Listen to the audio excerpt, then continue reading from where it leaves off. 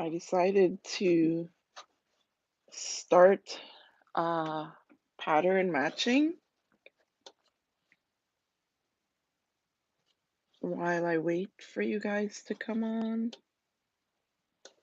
I was gonna do it before, but then I'm like, maybe I should show them how I do it. I have my trusty seam ripper.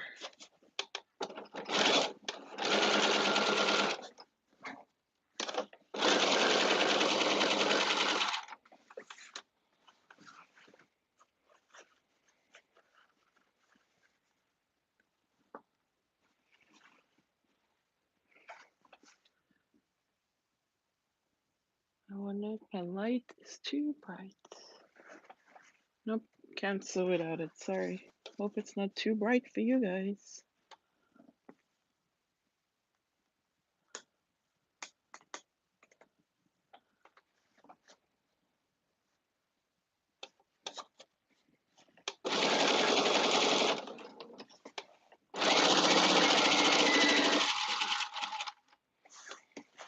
Let's just say I try to line it up as best as I can by looking at this point here and then just pulling where necessary or pushing where necessary, and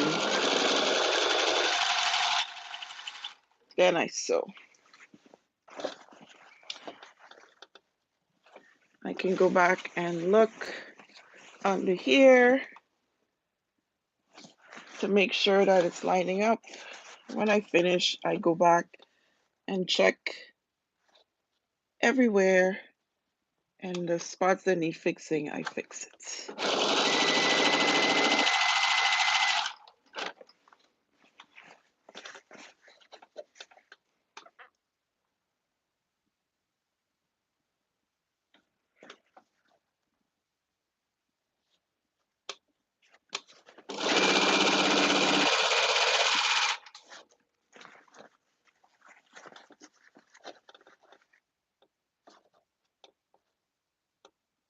You also have to take into consideration that the feed dogs are gonna pull, the bottom fabric.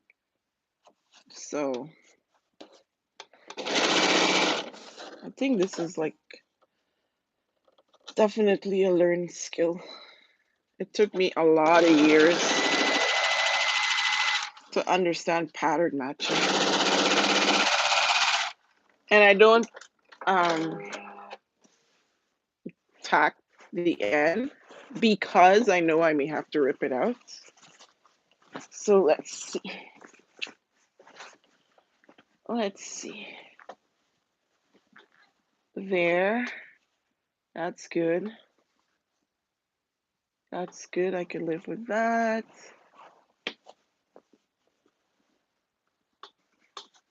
I can live with that.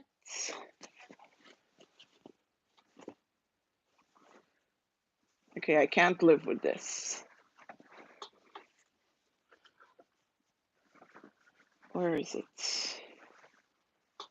This I can't live with. I need to fix that. I'm going to definitely rip that and fix it. This too. There. Need to fix that. So, but I think other than that, like all the others look pretty good. I think I'll fix here too. This is like the beginning. So this is the top here.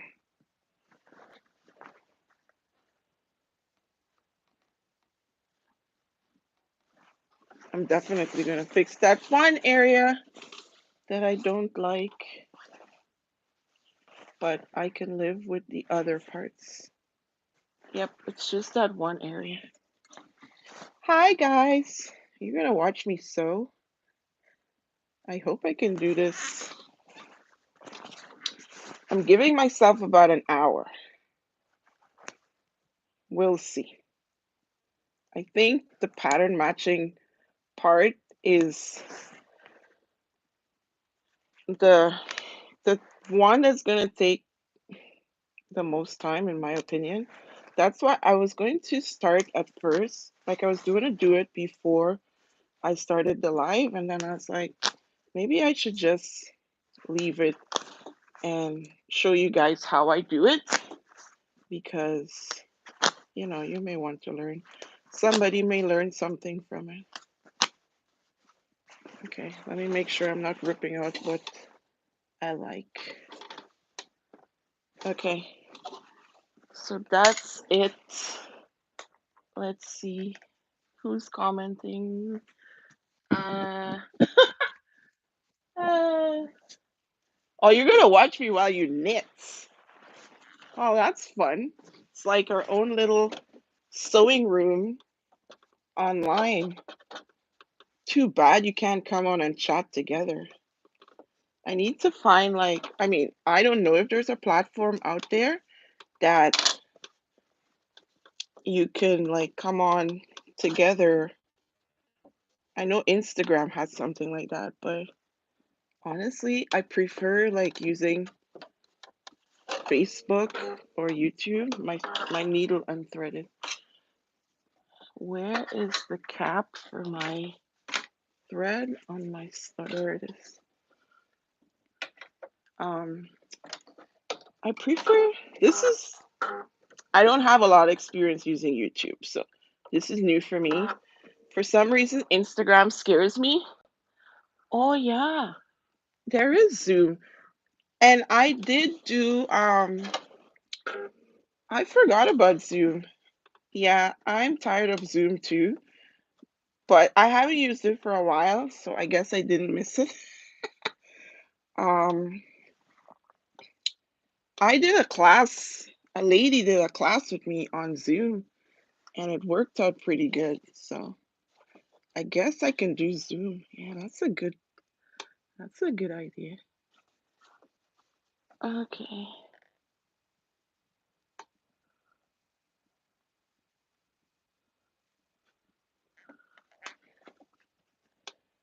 I think this is where I need to be stitching. This is gonna bug me if I don't get this, so I'm gonna make sure. Sometimes I would see exactly where it's supposed to fall because you see, I need to go in. I know you can't see what I'm doing right here. I actually put a table next to my sewing machine so that I can get the camera as close as possible. So this is my match here. So I need to draw a little line, which is what I'm going to do. And that way I'll see it on the inside and know exactly where my match has to go.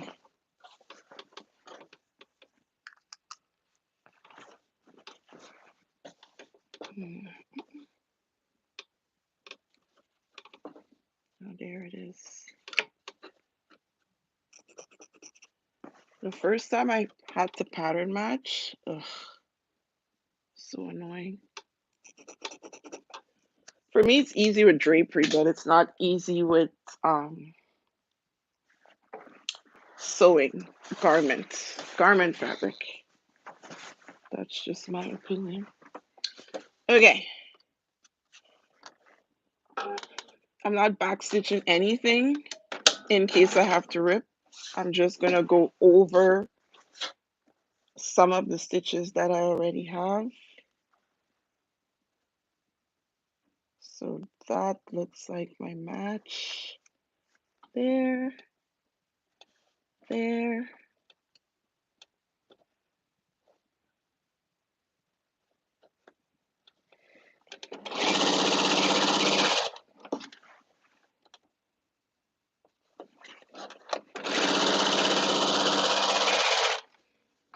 Pray for the best. Hope for the best. Oh, this is gonna frustrate me if it doesn't work.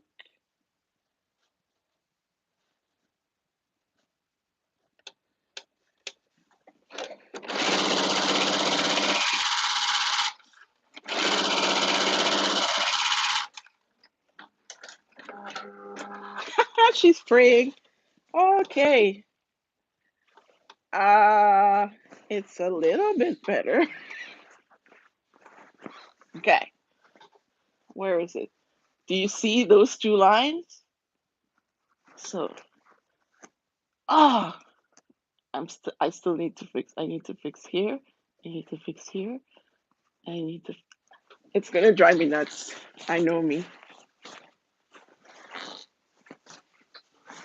Maybe. Where's my seam ripper?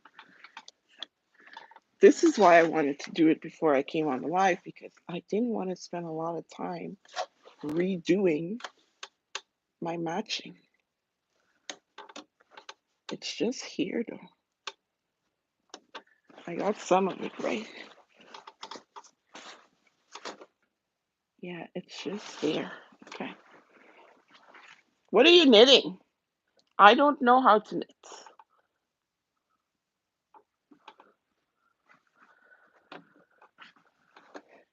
A black magic marker. What is that? Because I have those purple pens. Um,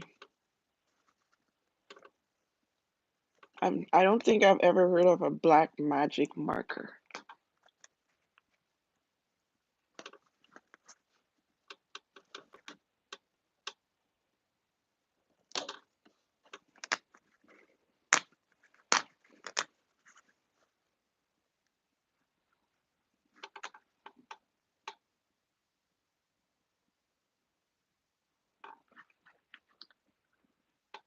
Ah! Oh, a lap blanket. Oh, you were kidding. Oh, because I'm like, what is that?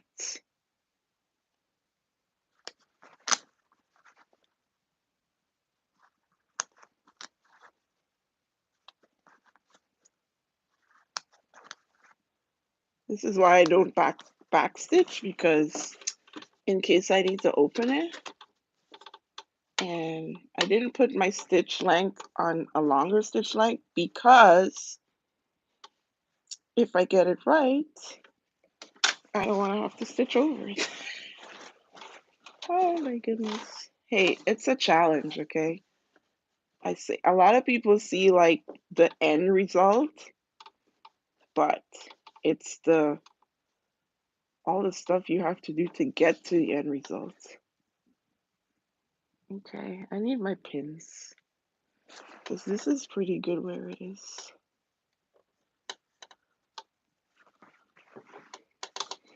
It's funny how I got like most of the length matching, and it's just this one spot that's giving me trouble. But that's how it goes. So that is okay there with the pin. And it's just to find the right fold is what I should say. Okay, three, what they say? Three is a charm. Third time is a charm. Let's see. Hopefully I get it now.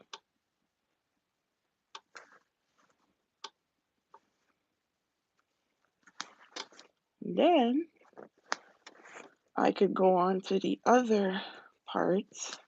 So I ended up, if you watched my live yesterday, you would see there was a part that I thought was a pocket for this caftan, but it's actually a yoke for the front.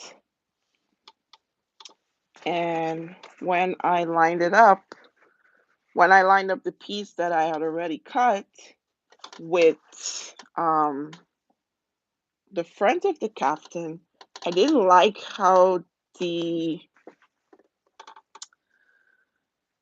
patterns were falling. Like there was just too much green in one spot, there was too much brown in the other spot. So I recut it and hopefully it will work. Okay.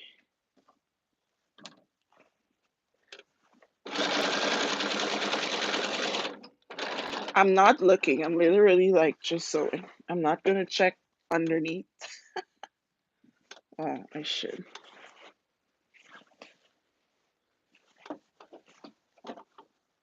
I don't want to. I don't want to rip it again, honestly. Yes, I rip. I rip a lot. And I find myself ripping even more when I'm sewing something black. I don't know why, but that's what happens. And when I'm done, there's like all these black threads all over my sewing room floor because I have carpet. And yeah, that's, I don't know why. I make the most mistakes when I'm sewing something black.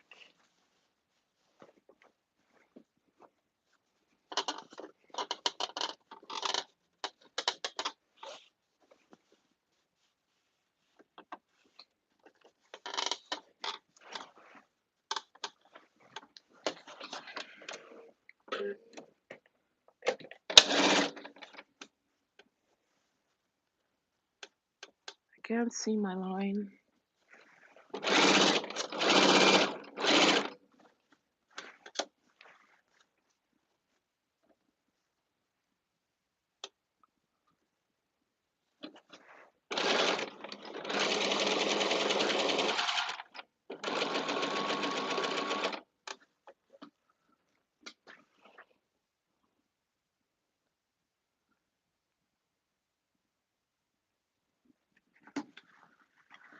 Fancy Sea Ripper, these are my favorite. Like, these are all I buy. I have other ones. I think I have a Bernina seam ripper, but those brown ones, I think they're Clover. My mom used to use these, and then I started using them.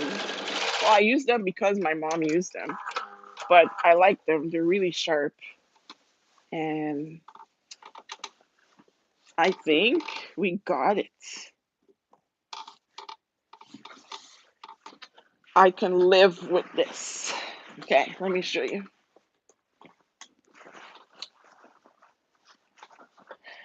There, I can live with it. I don't have two twigs anymore. Okay, now the next step, I think, is to serge it.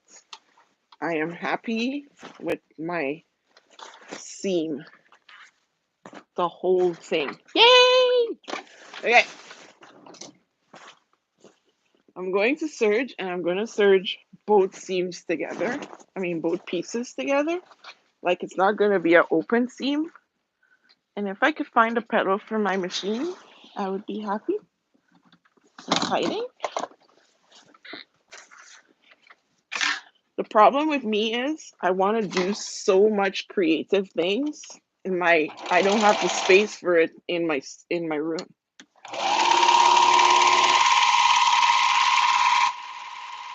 I need a bigger room.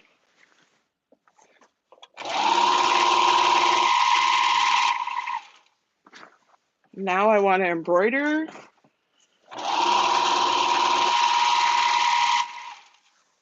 I didn't think I would ever want to do embroidery.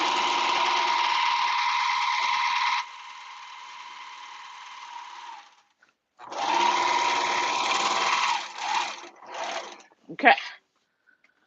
Seam is, I'm going to iron.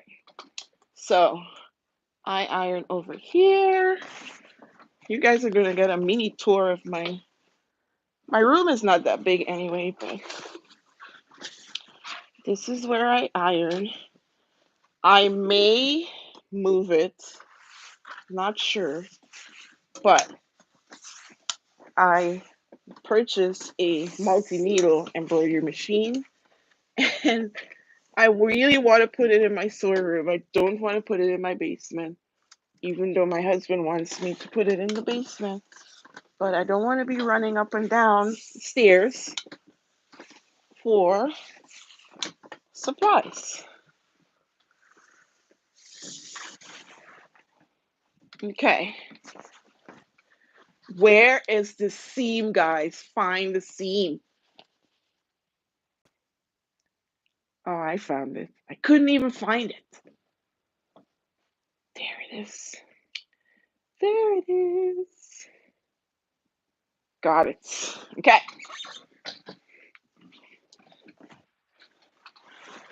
I'm assuming it will be noisy.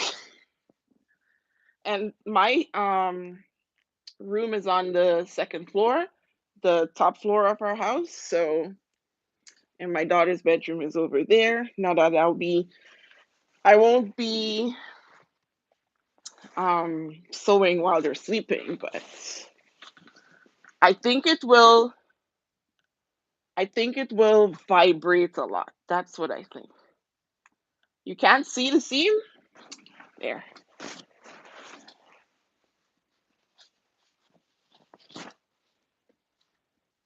There it is. Like you can see now, there's a little thread peeking out here from when I ripped, so I need to clean that up.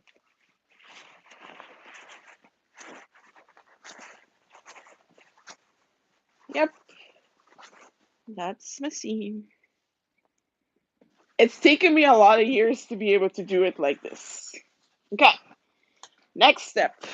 Now I'm going to read the instructions because I don't understand. Well, I do understand. So it says, now I need to do the yoke together. So that part that I thought was a pocket, now I need to sew them together. So I'm trying to grab that part, guys. So this part. So that's what I'm going to do. We can put the front aside. And it says stitch under. I'm not doing that part because I just serged the edges. Sometimes it says stitch under. I don't know if you guys could read this because it might be backward. I hope not.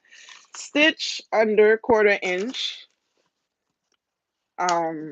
Because they're doing this. So you got to stitch 1/4 inch and then turn. But I serged the edges, so um, it's fine.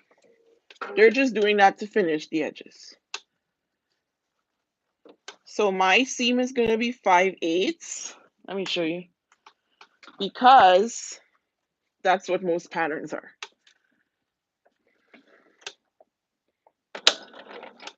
And this one I would go back.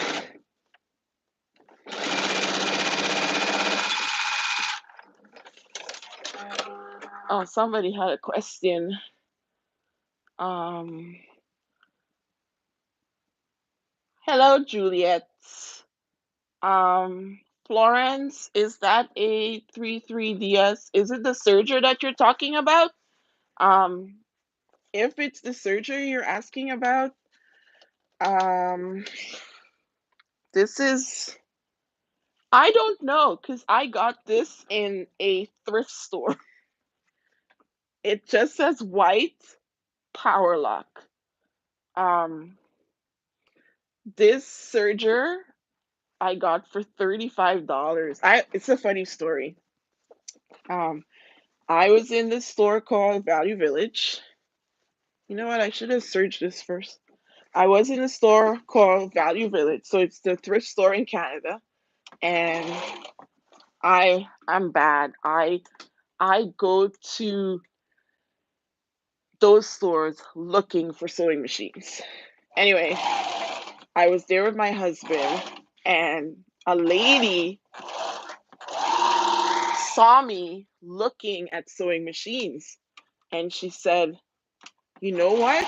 There's a serger in a box down there." She's like, "I would take it, but my husband would kill me if I take it home." And I'm like, "Where is it?" And she told me where it was. And I went, and the serger was sitting at the end of an aisle in a box, in its original box, in the styrofoam packaging, brand new. You can tell when a serger's been used. It will be all dirty on the inside. There was nothing on the inside of this serger, and the only thing that was missing was the power cord. And $35.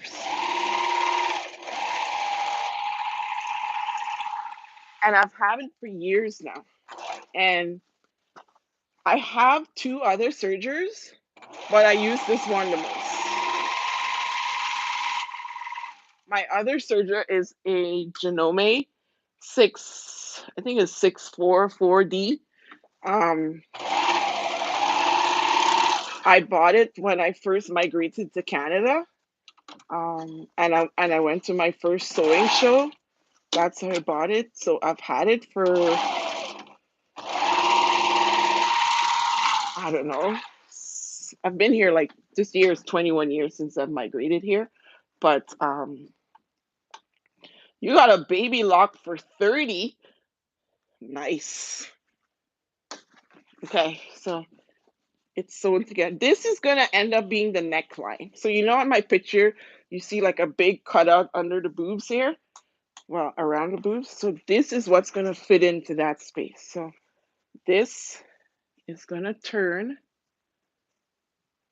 here like this. So it's like a built-in facing. This is what's gonna happen here. And this is gonna get all gathered here. Oh, I miss everything. There's nothing going on, and I am there's so much I want to learn, and there's nowhere to go learn it. Like I just started, well, a couple years ago, I started doing sorry guys, I was ironing. The sewing retreats. And then now there is nothing because of the pandemic. I am very fussy guy. Do you see where this pattern falls and where this one? In my opinion, it should have been like that. I am so fussy. But like I said, I was trying to avoid all the green on this side and all the brown on this side because of where it's going to be joining here. No, that's the wrong side. I'm like, what did I do? Yeah, my original piece had a lot of green here and I didn't want it because this has to join the seams, and the same thing on this side. So that's what I was trying to avoid when I recut it. There's no way it's going to pattern match. Like, that's just impossible. So I know that. Okay, gathering. And I know I have a gathering foot. At least I think I do. Or I attempted to buy one. I can't remember. But I'm just going to make my stitch length longer and run the stitch because it's quicker and easier.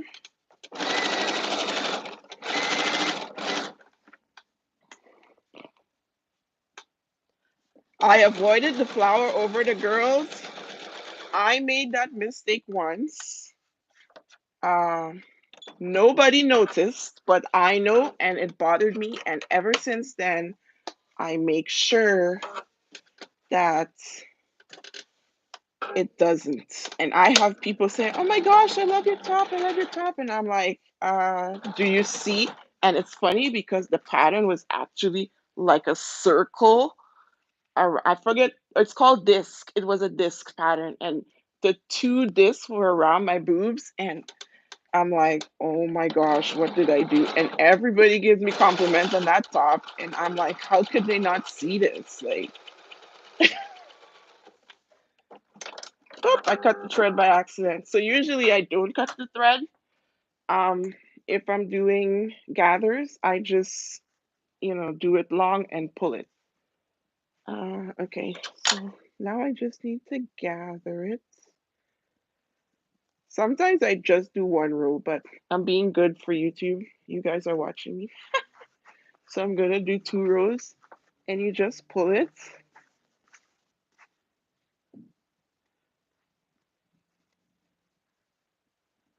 I knew I wanted to order a gathering foot, but I think I did actually. I did.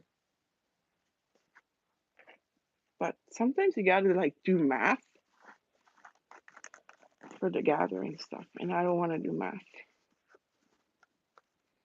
I don't need to do math while I'm sewing unnecessarily. Okay, let me see your comments. This is fun. I like this. You guys are in Chicago. That is nice. I was going to come to Chicago last year, but the pandemic happened. So I don't know when that's gonna happen. There it is. It's gathered. It's gathered. Now I need to see. It needs to fit on another piece. Where is my other piece? So this is the little band that goes there, I think. And which is the top and which is the bottom? So this is the top part. So this part joins, and I should have the center. This part joins to here.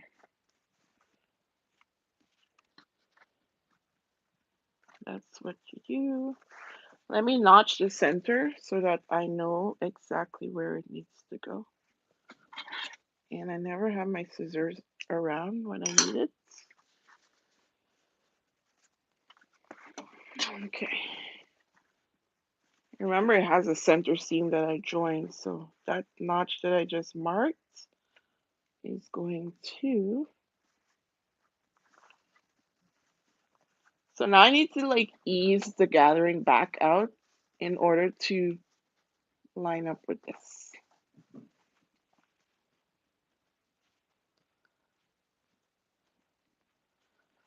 So this needs to come like here, because you're gonna stitch right there. That's gonna fall like your half-inch seam. And then you just, make your gathers, make your gathers like even across the belt. But remember, this is going to be, once you stitch it this way,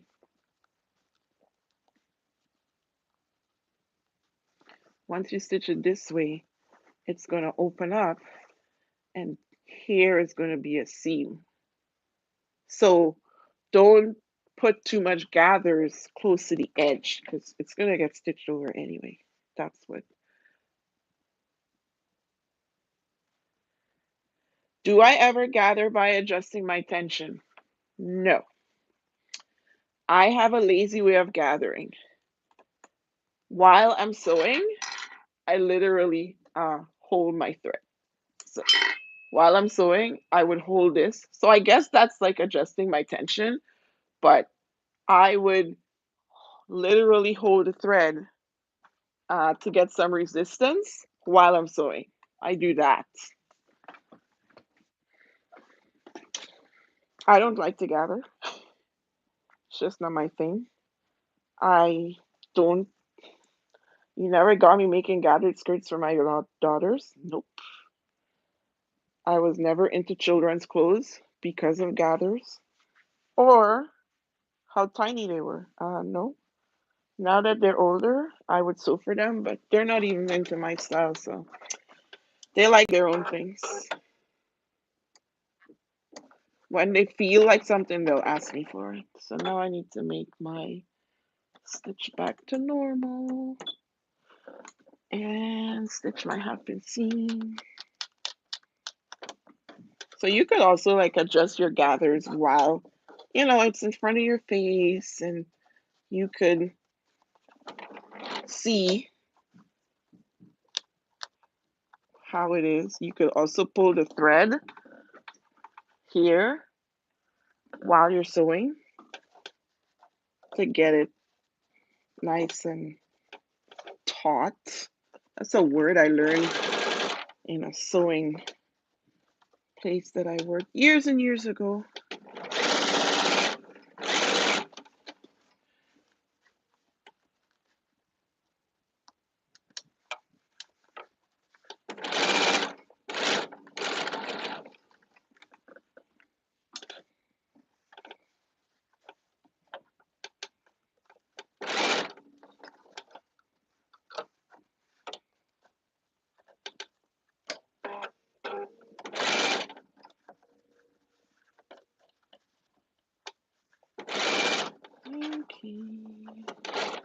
I'm just adjusting my tension while I sew. Not my tension, my gathers. Sorry.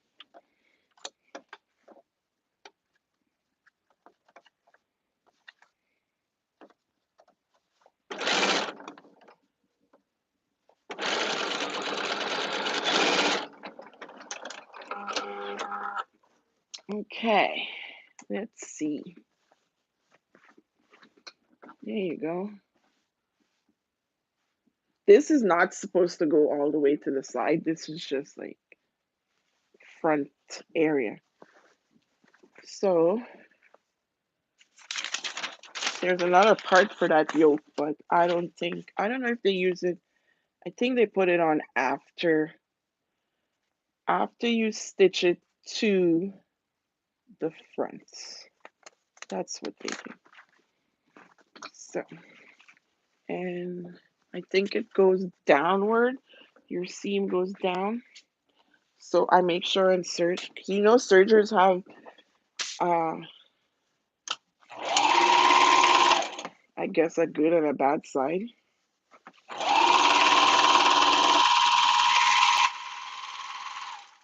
And I'm the type of person, if I serge it the wrong way, I would rip it up and change and serge it the right way. That's just who I am.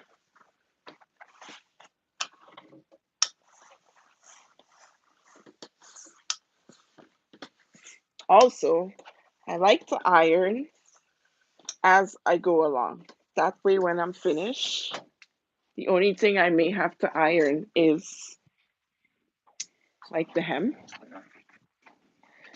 I think it gives it a neat, clean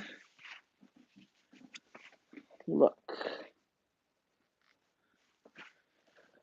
Okay, so now I think it just goes to here. So center of your little belt thingy. I'm gonna use the word thingy.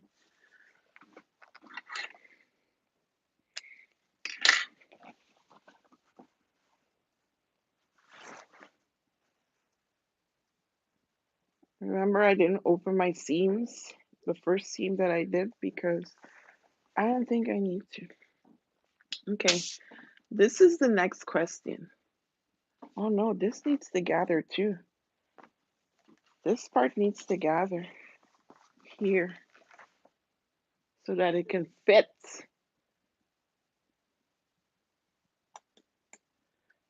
I love my Berninas. I remember the first time I saw a Bernina, it was from a lady that I follow online. She sews, Mimi G. I don't know if you know about her. That was the first time I saw a Bernina, and I was like, I was fascinated. One, because of how her clothes looked, but I think I was more fascinated just because it was Mimi G who was using this machine, and I wanted that machine. Um, and when I found out the price, I never even knew like sewing machines would cost that. And I was like, whoa, okay, give up on that idea. I would never afford that. And I don't remember.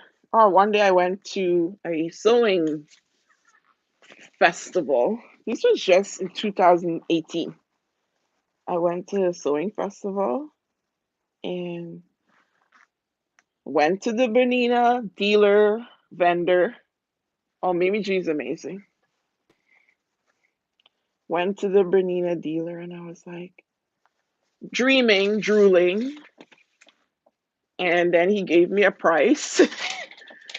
And I messaged my husband and told him.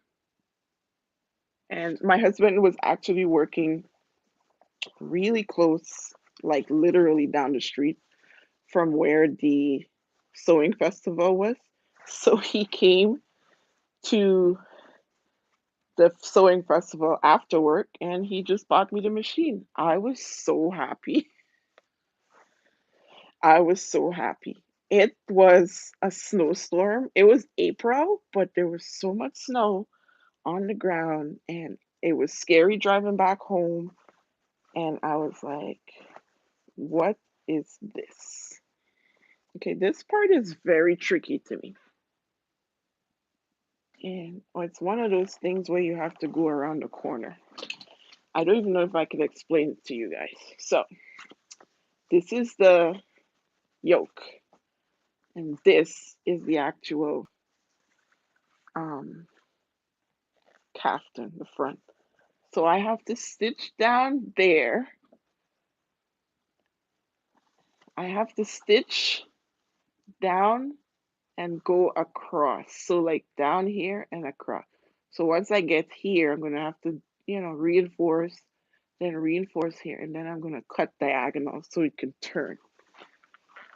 Yeah, that's how I got my first Bernina. It was a scary drive back home, honestly. Like I was like very scared. And my husband was driving in front of me. I was driving because I had gone to the festival with my kids,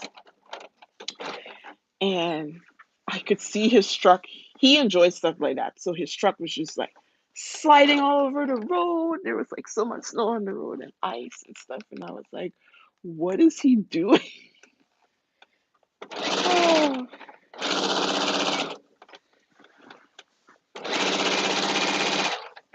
And then my second Bernina, both my Berninas have stories. So this one that I'm sewing on, I don't know why I started to think that I want a bigger Bernina. Like, just like that, I'm like, I want a bigger machine. And I messaged my dealer, and he said, oh, I have a secondhand Bernina here that you can have. And I'm like, so went to my husband and said, hey, my dealer has a, good price on a secondhand machine. I don't like the seam, sir, and I think I should take it. And then I start to worry about secondhand machines and stuff. And my husband is like, why would you pay? You're essentially adding thousands of dollars for a warranty. That's what you're doing. And the same thing my dealer said to me, right? Oh, the tricky Caftan corner. Yeah, it's giving me trouble already because I don't like how much fabric is ending up in the corner. So I'm going back, and I feel like the amount of fabric that's going to be in the corner is like almost an inch, and I don't like it. Maybe I should make a bigger seam on the belt itself. I think that's what I should do. Because I didn't do 5/8 on the belt. I did half inch. So I'm going back over the belt when I um, stitch the gathers to the belt part. I did half inch. I'm going back and doing 5/8 because sometimes a little thing like that changes everything. Yeah, so I was like worried about buying a secondhand machine, and like I literally got a headache and I couldn't sleep, worried about this machine. And then my husband and my dealer kind of talked me out of it, and I've had it ever since. And the sad part about this story is the reason I got this machine was because I got insurance from when my insurance payout from when my nephew passed away.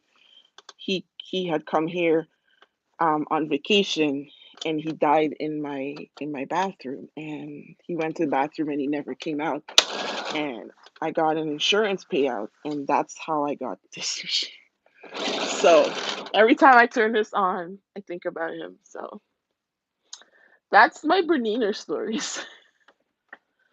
Was the sewing, um,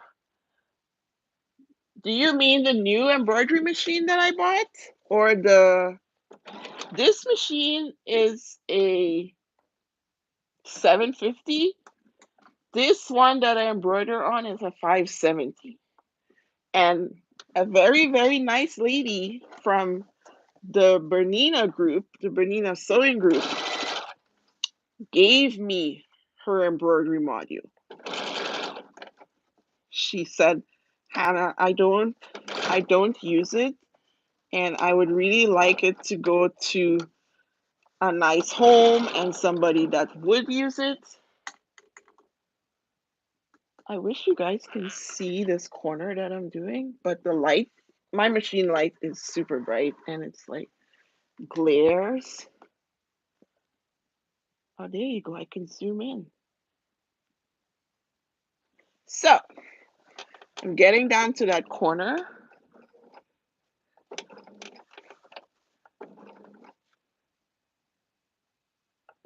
And now I'm going to go back and reinforce it.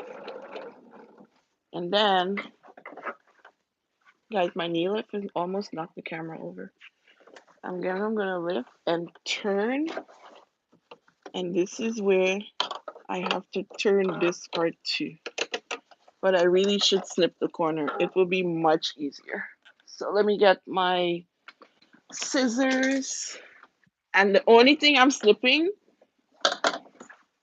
is the under, like this part here. This corner here, right here is where I'm going to snip. Not both pieces, just one piece.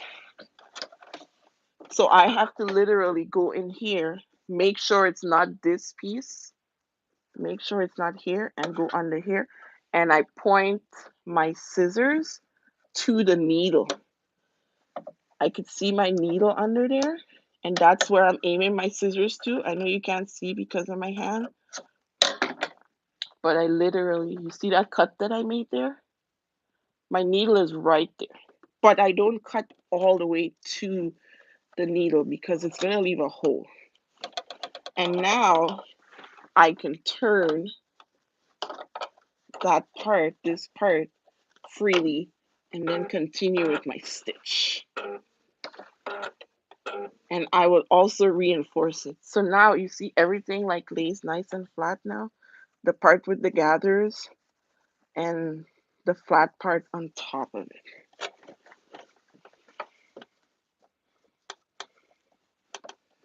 And I also reinforce the turn that I just made. And I'm gonna have to do it again on the other side because this is just going down one side.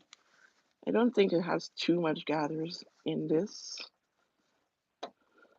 but again, I'm just evening out my gathers along my part.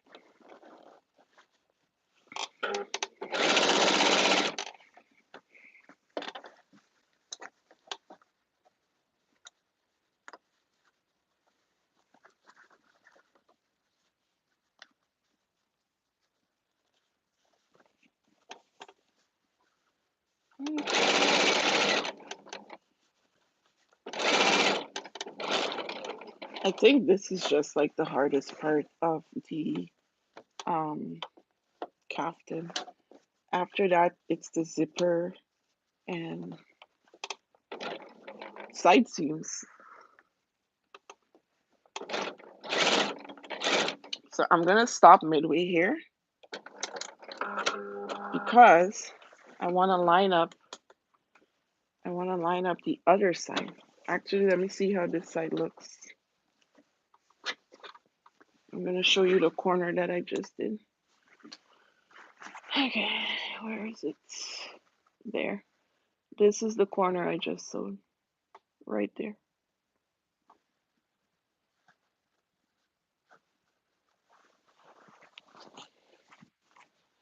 That's the corner. So now I'm gonna pin this side to make sure that my corners are good.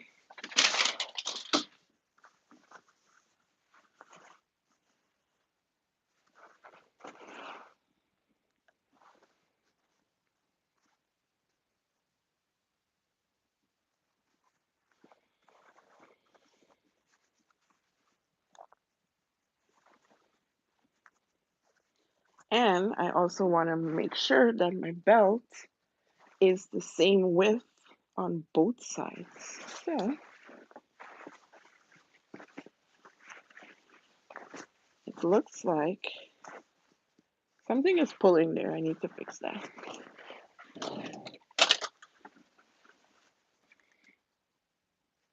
So it's 2 inches exact. And I have to make sure that that happens on the other side too. So I will measure 2 inches and I'm going to put a little notch so that I know where I need to stop and turn.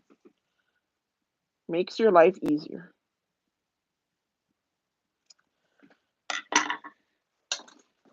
So I know that there is where my stitching should start turning, going the other way. But I'm going to show you something.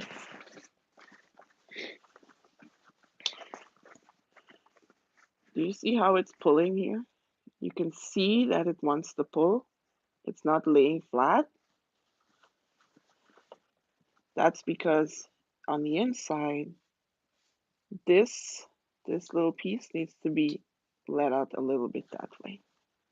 That's all. So I would just undo the stitch and you would see how it will go away. You see how it already lays flat because I opened it up here? So I would just restitch it, but give it some ease. That's what I would do. Anyway, and also do the same thing on the other side when I'm sewing it together. So now I'm gonna do the other corner. It is 53 minutes, guys. It's not gonna take me an hour to sew this. Maybe an hour and a half. Okay, back to my sewing. 5/8 seam allowance and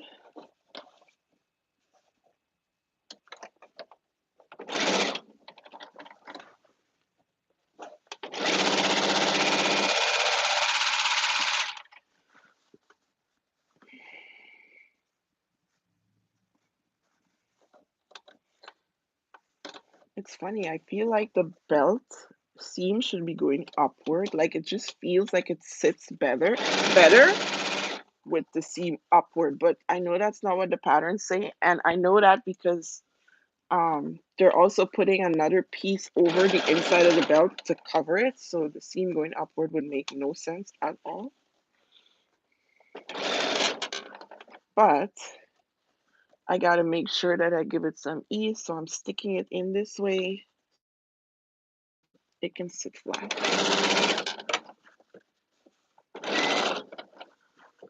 And I have to remember my notch.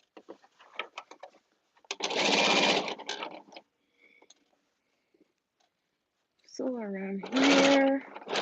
And this time I have the fabric that I have to cut on the top.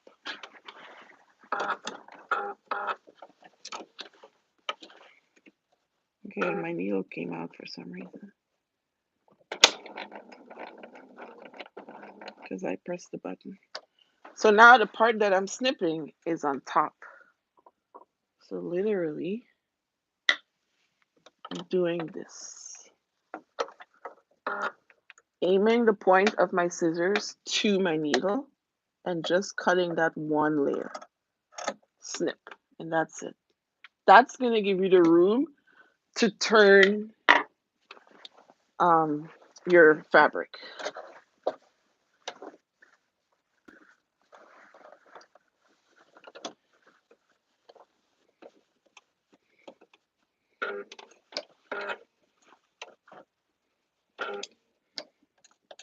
And my gathers are on top now, so now I just need to like ease it, make it like, uniform.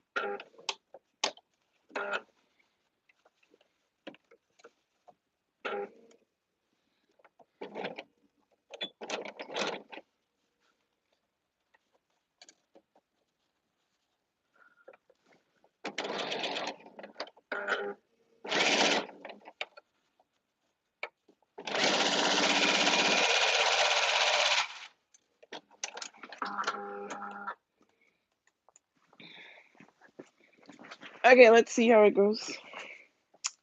Let's see, let's see, let's see. There is that belt. There it is. There it is. I like. Now I just need to go fix that little part that I opened there. So that's the belt. I think they call it a belt.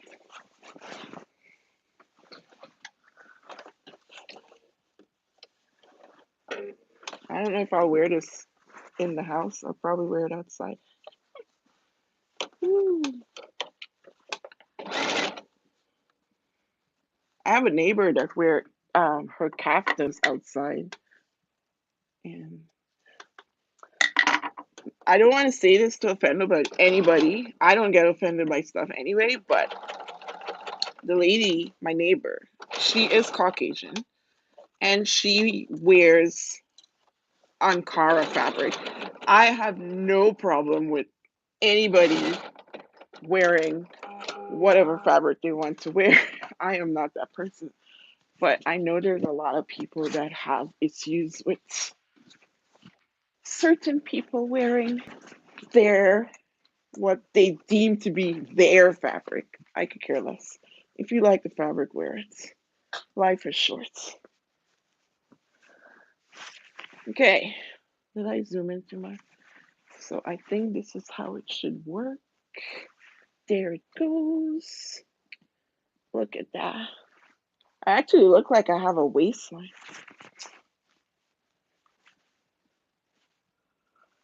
Okay, that's the front. Now I just need to serge my seams.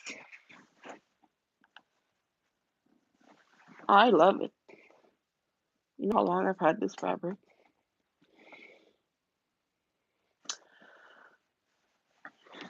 Okay, thank you. You said it looks perfect.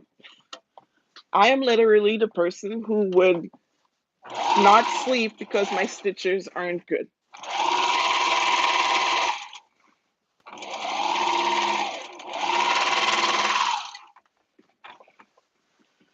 Okay, that is serge. I think this stays this way.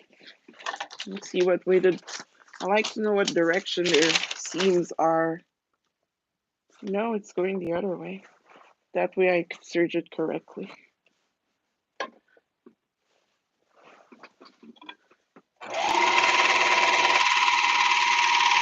I get asked all the time if I use a serger in my projects. I use a serger on every project.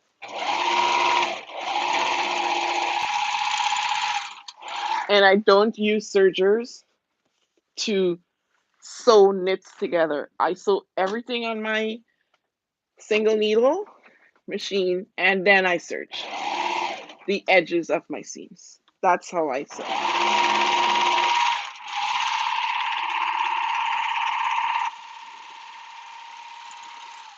And I don't use the stretch stitch either.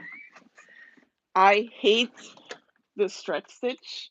I think it takes way too much time. So I just go over it with the regular. Your Bernina is, I don't know if everybody's watching me uses a Bernina, but your Bernina is, mine is usually set to 2.5 stitch length. That's what I do on a stretch. Because I am not wearing anything that tight that requires all this stretching and pulling. And I don't think it needs it. I hate the stretch stitch. I think it takes way too much time. Okay. Now I'm gonna put the zipper in the back so you guys can see me install a zipper. I do have a zipper tutorial or a zipper video on YouTube, the invisible zipper. So I'm just gonna iron these seams. Maybe I'll wear it this afternoon.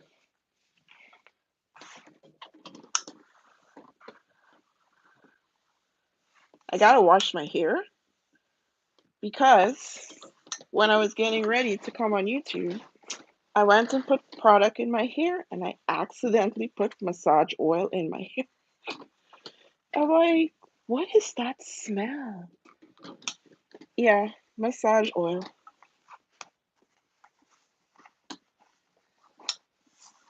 So now my hair smells weird. Did I not iron the seam when I put it on the thing? It looks like it wasn't ironed.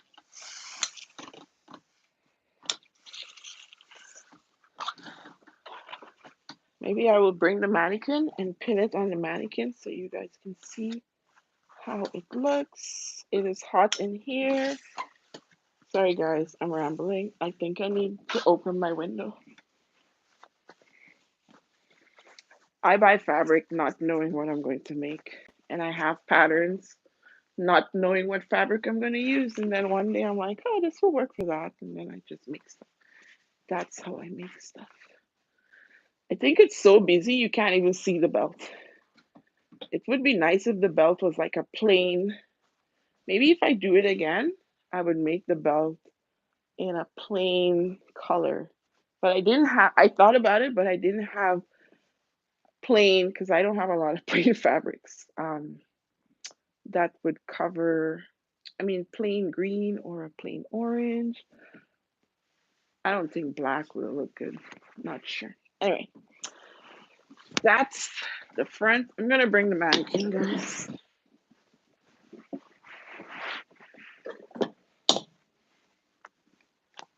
This is the back. I have to put the little zipper. You know what? When I cut it out yesterday, I really didn't have to cut down the back, down the fold. I should have just left it and do a little, you know, the little cut down the back when you put a loop and thread loop and a button. That's what I should have done with the back. But it's already cut. So. Oh, this is gonna look so fine. There it is. Look at that. And this is literally all I use my mannequin for. Like, this mannequin is nowhere close to my body size. So this is what I use it to pin stuff on it. Okay. Next. Zipper. So for my zipper, I'm just gonna serge. I don't have to worry about pattern matching because it's not going to match. I don't even need to serge it because it has selvage. I know me. I don't like selvage on my stuff. You don't need to. And that right thing is probably gonna drive me nuts. So guess what?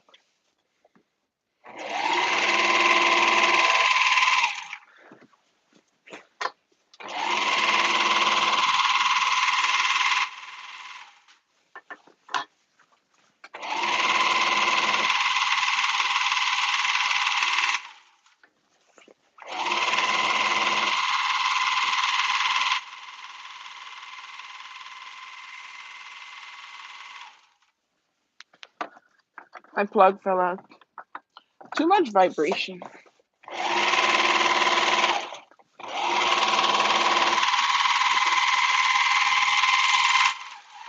So I'm just gonna do a short zipper on the top.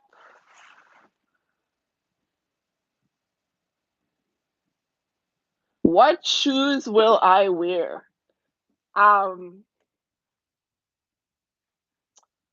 flip-flops.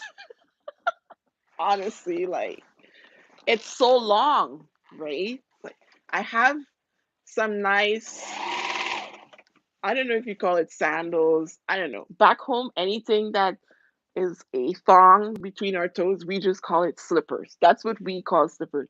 Whether it's dressy stuff, I'm from originally from Trinidad in the Caribbean. So anything that is a thong between your toes or anything that you put your foot in like that, it's a slipper. But if I say slipper in Canada, people automatically think bedroom, your bedroom slipper. Oh man.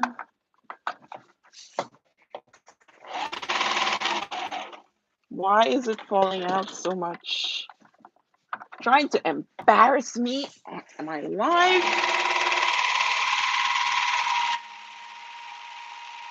But I like this serger because it's all metal. Pedal to the yes. You can even wear your Birkenstocks with this. Like it's long, nobody cares. And I always say if anybody's watching me that much to criticize what I wear, I don't care. You don't need to be around me.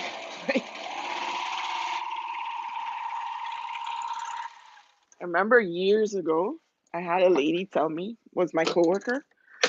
She was sitting behind me and she said, "Oh, this serger, I love this serger. Like I said, it's secondhand, $35. Like it's amazing. Although I do still want a Bernina serger. But I don't know. Hubby just let me buy a multi-needle embroidery. I think I could use my 3 sergers and shut up. Oh.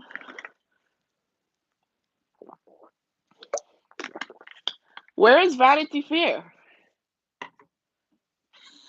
This fabric I actually bought off AliExpress in China. Honestly, that's where I bought this. Um, I ordered. Where is Vanity Fair? Because I know there's one in Trinidad. I think there's a store like that in Trinidad, but I don't think I've ever been to that store. Okay, zipper. Let's do the zipper. Let me get the zipper first. I'll show you guys how I do the zipper. Oh yeah, that store, Valsane. I have never been in that store. Always heard about it. Never been in that store. Oh. When I go to Trinidad, I go to Jimmy Abood. That's where I buy most of my fabric. It's funny, when I lived in Trinidad, I didn't go to Jimmy Abood.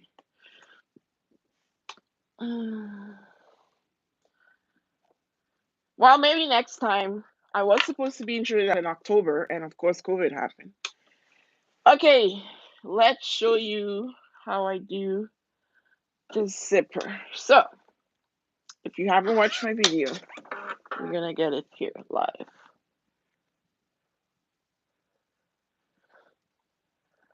So,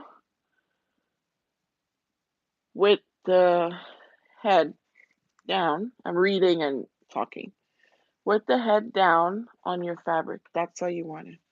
So, open, and you want this side with the teeth facing in, like towards your sleeve. That's how you want it. You want the edge of the zipper lining up with the edge of your garment. So your tape, the edge of your tape. And then I am using the number 35 Bernina foot or an invisible an invisible zipper foot, sorry. So let me show you how it looks. For those who don't know, this is how it looks on the underside. That's how it looks. And of course, you don't need dual feed on your machine. I sew with dual feed all the time, but I can't use it with my zipper, my invisible zipper foot. Okay. The next thing you want to know is, because your zipper teeth is on that side, you need to use the groove that is on that side. And then you just stitch away. I like my stitch length at 3.30. I wonder if you can see. I like my stitch length at 3.30 when I'm doing my zipper. I don't like it any smaller because, in my opinion, it gives me trouble. And then I just start off slow because sometimes the zipper stop, it will bump against the foot, it will give resistance, and you get a whole nesting issue. But once it's fine, you just run with it. And there's only so far that you can go because of the stop. So you get to there and you stop and you cut your thread. I do not backstitch, again, because I don't like all that bulk. And now this part goes on the other side. Make sure your mirror image, make sure both good sides are together. Right? So you do that. Make sure you don't twist your zipper. I've done it enough times where I do it like this and I go put it on and it's wrong. Lesson learned. And the ideal thing would be to stitch from there, go up on the other side, like this direction. But you can never get really close to the zipper head. So, as uncomfortable as it is for me, I put it this way, and now I'm using the other groove of my zipper foot.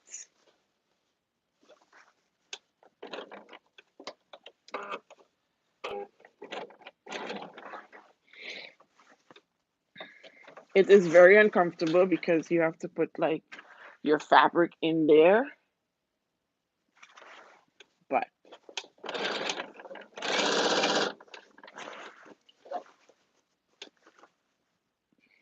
this way, I get as close to the end as possible.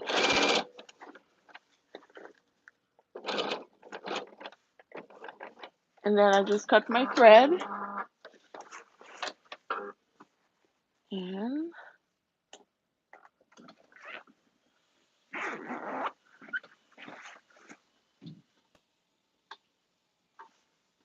there. Where is it? There it is. I'm pulling it, that's why you're seeing, but once you let it go, it's going to be fine. And now, in order to close off, this is where I use the regular zipper foot, and I just stitch. And sometimes I use the regular zipper foot and stitch all the way to the end of my seam, but according to what fabric it is, I'll change to the standard foot. But, whoops, I'm falling. You need the regular foot. You need the zipper foot, which is this foot. Right? This is a 4D. You need that. Don't forget to move your needle across. Otherwise, you're going to break it. And so your seams are all together. You line up your seams and you just, so up there is where I stop, like there is where I stop. And then you just drop your presser foot down. Make sure everything is flat. There's nothing catching underneath. And your needle is going to be as close to your zipper as possible. And a little bit up from where you stop because you don't want a hole. This is where I stopped. This is where my needle is. And then you just sew. I obviously go back.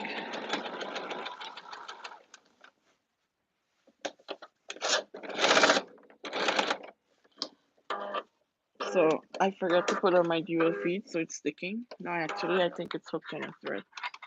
It's hooked on a thread.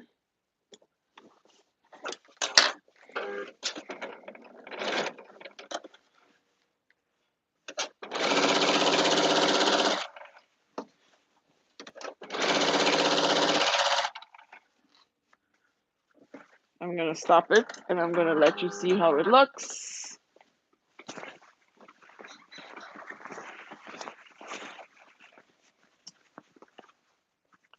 Let me zoom out. There. This would be where I started with the regular zipper foot. So once you unzip, it stops right there. That's as far as it's gonna go. So here's my tip. You see my stitch there? That's my stitch right there. If you're using a skirt zipper, if you're using a zipper for a skirt, an invisible zipper, my suggestion is to always buy a zipper that's longer, because when you're using an invisible zipper, you lose all that. Like that's what I lost. This doesn't matter because it's just a caftan. So, but if it's a pencil skirt, don't buy an 8-inch zipper because you'll end up with maybe a 6.5-inch opening. So that's just um my suggestion. So I always buy like 10-inch zippers if I'm making skirts. And now I just stitch down to the end of my hem.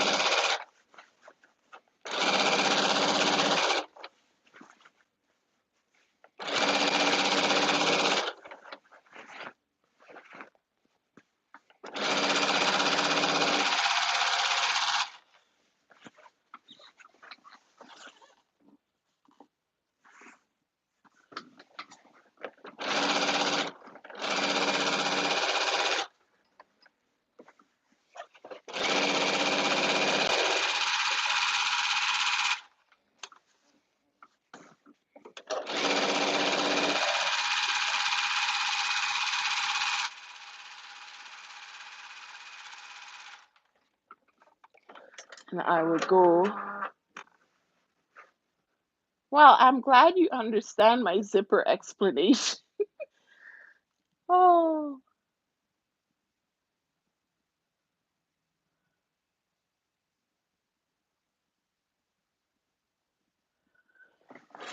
okay. Somebody said, I always notice that you always have the most gorgeous shoes to match your gorgeous sewn dresses. That's why I asked.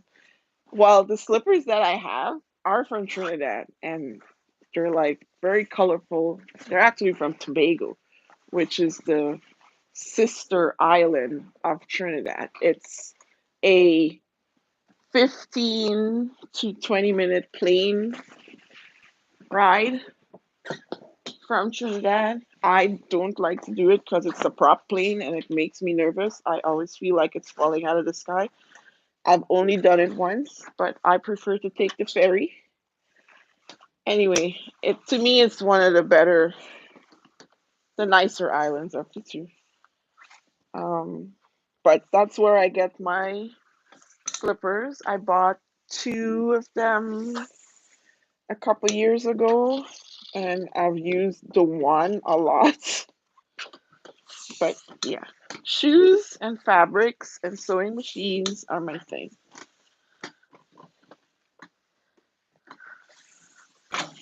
That's my thing.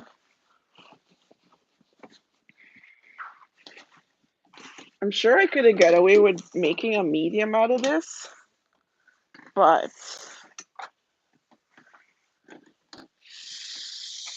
I need room.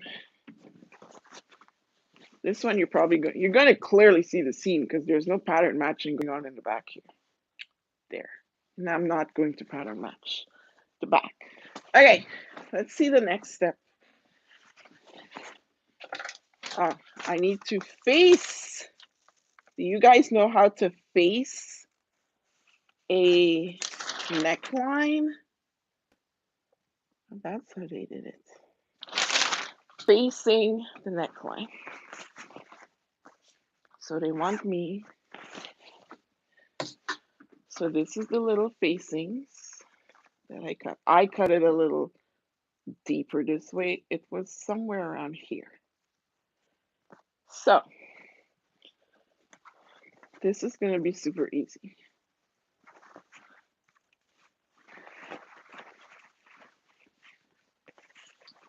Okay, your name is Monica. Hi, Monica. Nice to have you here. When I started my YouTube channel, I didn't think anybody would watch me. Okay, facing good side to good side. Tip, if you have a serger, serge your edge. So that's what I'm going to do now before you stitch it on. Just makes life easier.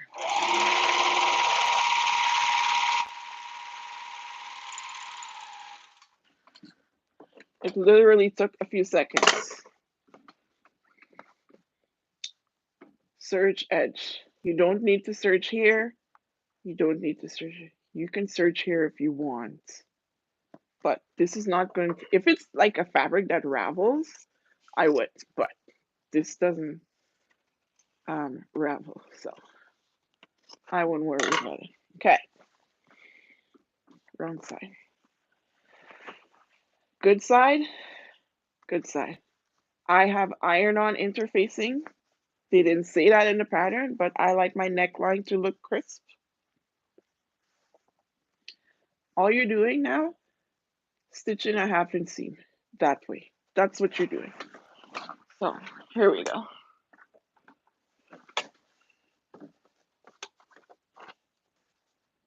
And I would go back over my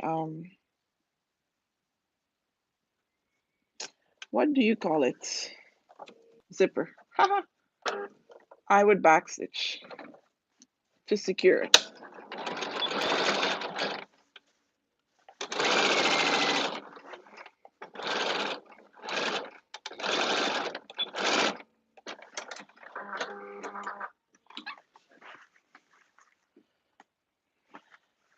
See?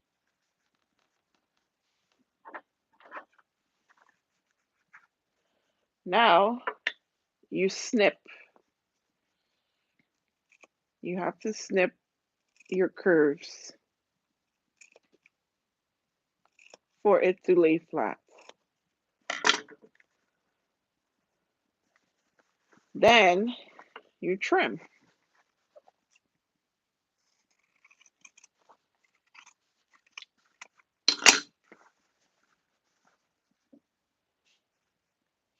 And now you go to your machine and you need to top stitch here, not there, just here, along with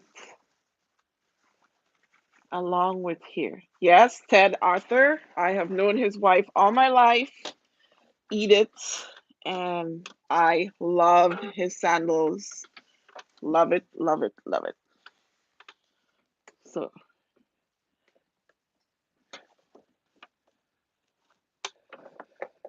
2 years ago, I had them send it to Trinidad for me so that I can pick it up when I get there because I wasn't going to go to Tobago.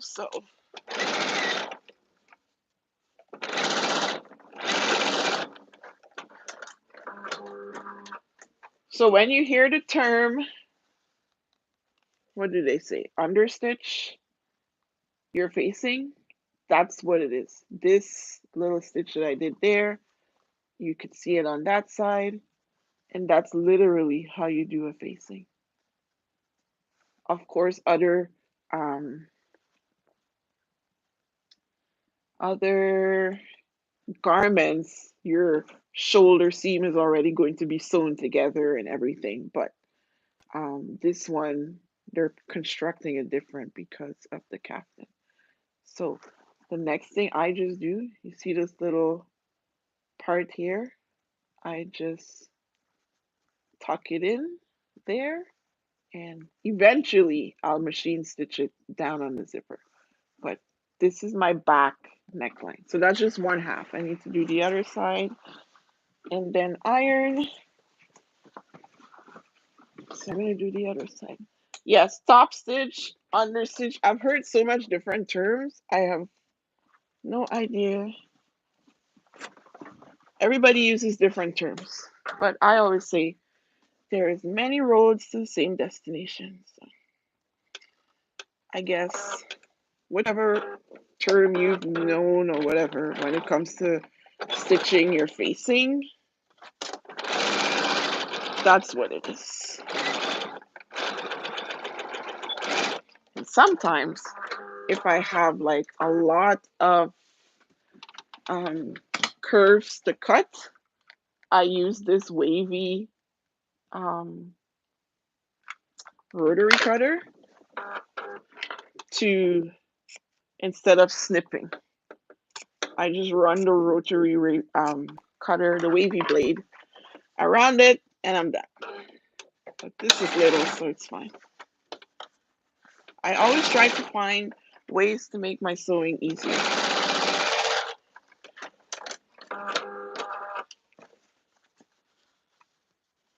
And I don't argue with people who think, oh, it should be this way. I had a lady argue with me once in a group. Well, I wasn't really arguing with her. I was just telling her, like, this is the way I learn. And it doesn't necessarily have to be your way, but it can be, you'll get the same outcome. And that's how I think. Like, everybody learns differently. Some people have gone to a school that would teach them one way, other people have gone to a different school that would teach them another way. It doesn't mean that because their way is different from yours that it's wrong. It's just another way to do something. You know, that's what I believe.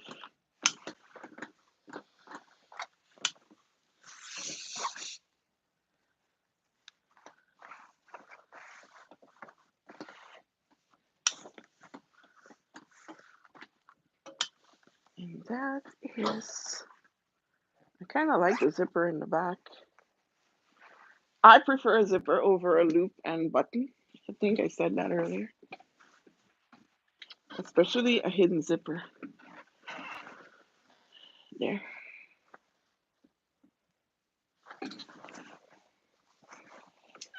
Okay. Next step, I think, is just to stitch the front to the back.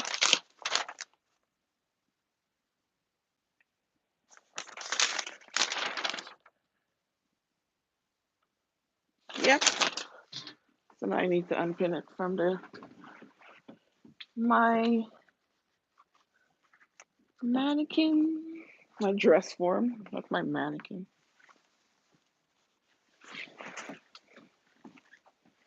And now you're pinning the shoulders together, front and back, and good sides together, obviously.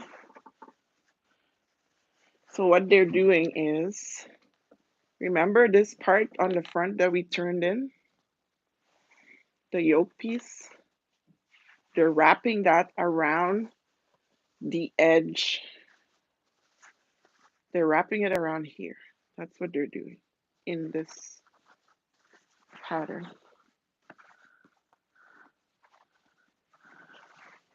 So all of this is the shoulder. And now you just take this piece and turn it that way. Like, that's like a simple way to finish a neckline shoulder seam.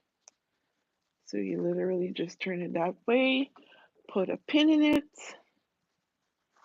and you go stitch your seam, your shoulder seam. So that's one side. And this is the other side. here.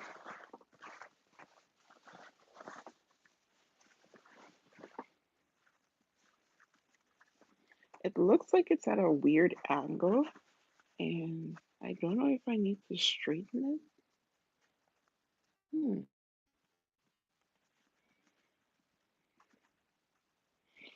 I don't think me straightening it's gonna make it worse. I think the weird angle needs to stay. But once I stitch it, we'll see. And I always start from this side. I'm never gonna start from this end because I don't know what's gonna happen if I get to there. So I always start from here on both sides. So it's better I have that side secure. Or here's another thing you can do. You don't even have to turn it. You could lay it down there, make sure it's in the spot you need it to be, put a little stitch, tack it in place like that, and then turn your facing. You can do that.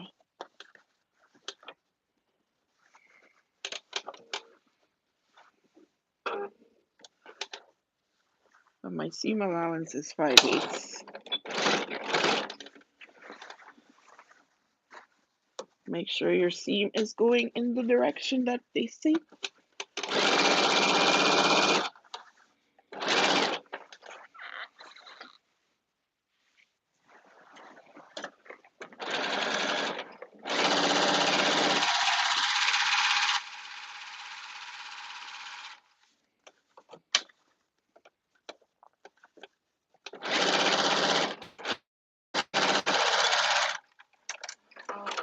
Okay, let's see how it looks.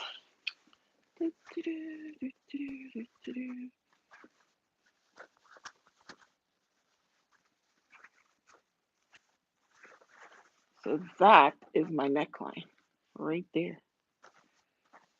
And I have to make sure, yep, there it is. Front, look at that. You can't even see where it's joined. Okay, next time. I think before you actually turn the facing is a good idea. Especially now on this side where I can't see exactly what I'm doing. So,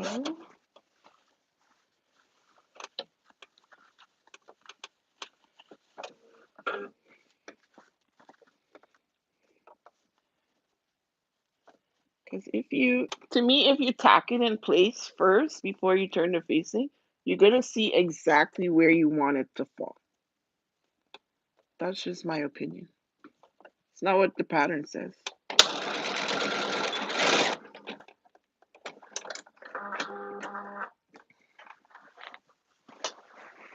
So,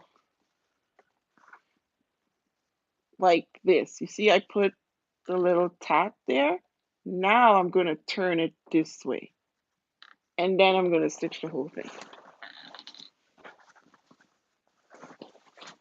Sometimes, this is my experience. Oh, here's another thing. Let me get this thread out. It's kind of blocking the way.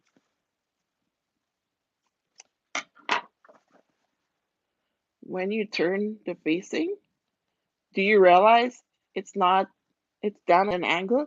Leave it like that because if you pull it up like this, you're going to have trouble. So just turn it like this and your stitch is going to come across here. It wouldn't catch all of it, but it's fine. Nobody's going to see it. It's going to be perfectly fine.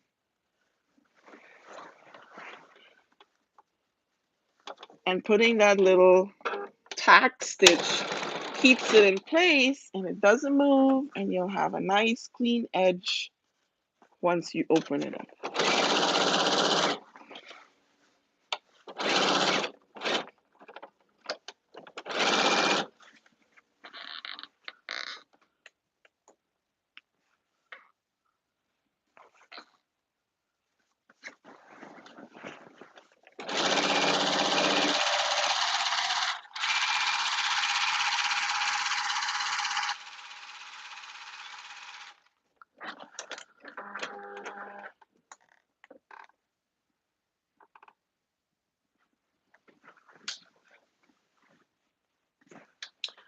So I'm going back in the comments. Hold on.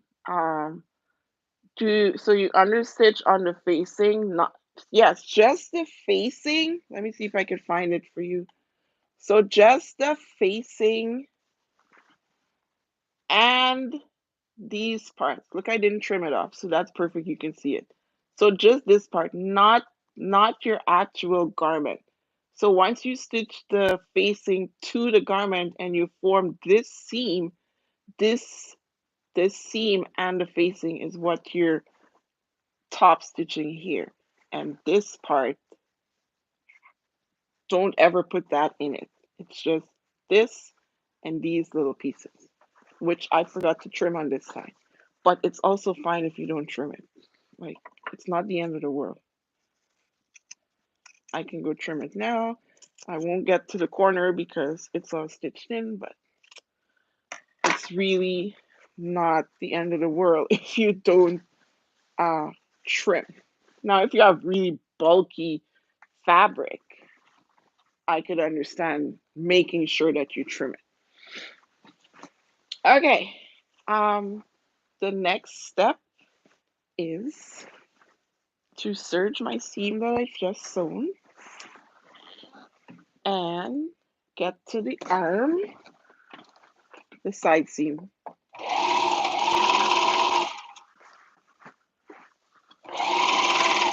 When you're serging, make sure that there's no fabric under. The worst that happens is you serge and you cut away your garment.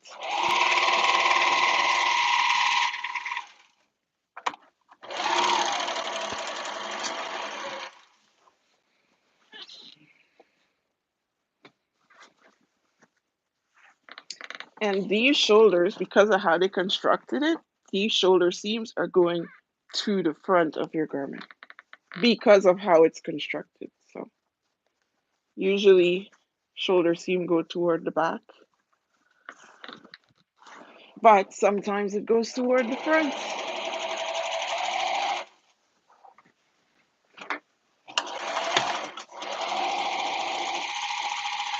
I'm going to serge slow so that the plug doesn't come out of it.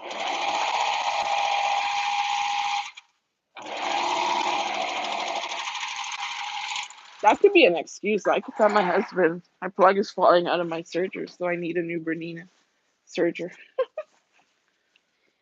Okay.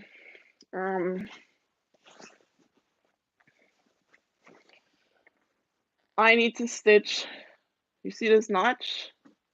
So this is the shoulder seam,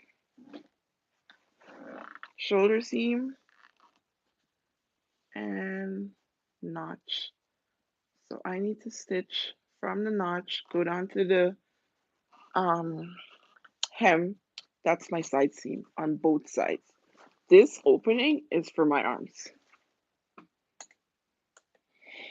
And I'm wondering if I should just serge it first. I'm going to serge it first. And I probably should iron my shoulder seam. I probably serge it. What did this say? So, according to them, because the book doesn't, not the book, the instructions never give you instructions for serging. It's always turn a 1/4 inch and then turn another 5/8 and hem it, but I don't do that.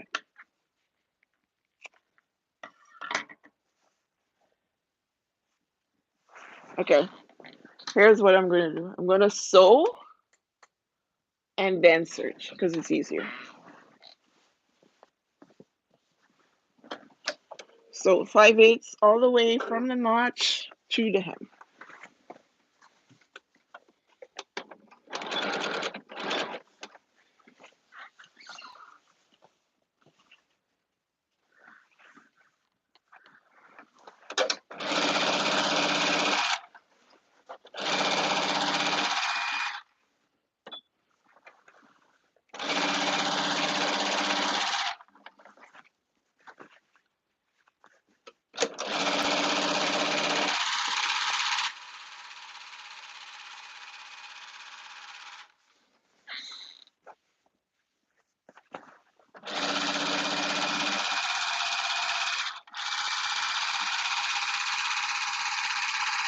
My machine noisy.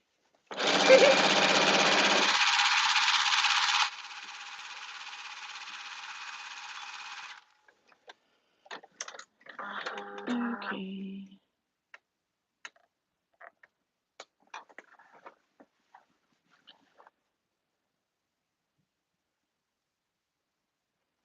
I love helping people. So I'm glad that you're learning.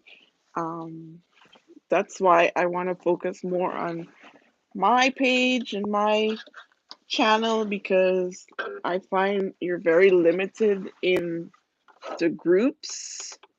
And if you do something, you get blocked. And I'm like, okay, time to focus on my own things that I can do. I want to share, and I really enjoy it.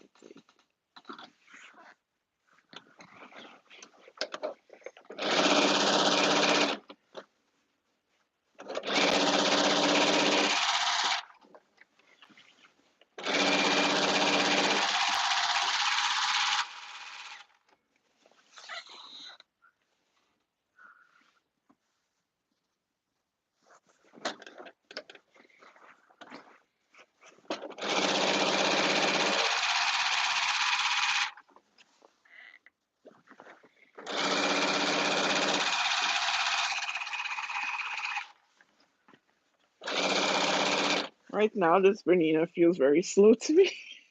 Oh my god.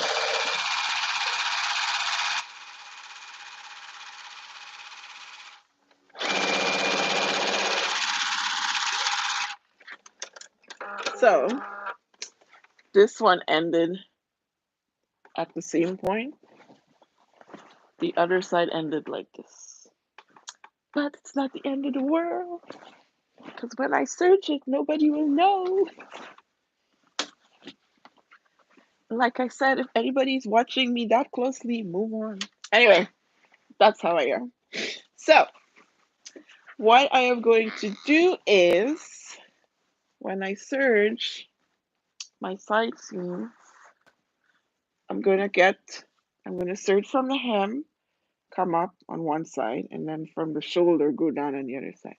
But because I need to make sure that this is open, I am going to, at some point when I'm serging here, I'm going to just go from serging these two pieces of fabric that are together, and I'm just going to jump to one piece of fabric and then go around my arm and then come back down and meet it and get back to the two. That's how I do it. That way I can just turn and stitch the arm closed.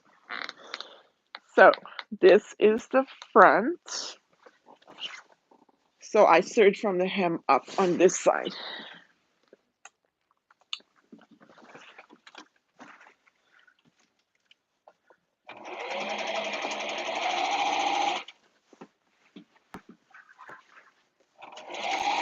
Maybe I should bring it to show you guys what I mean.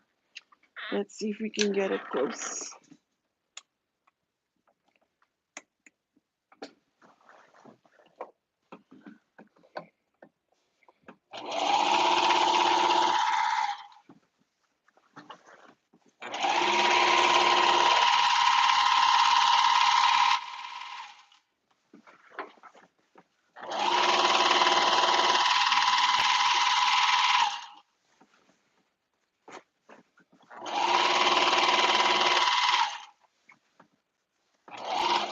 Okay, so now I'm getting close to the opening.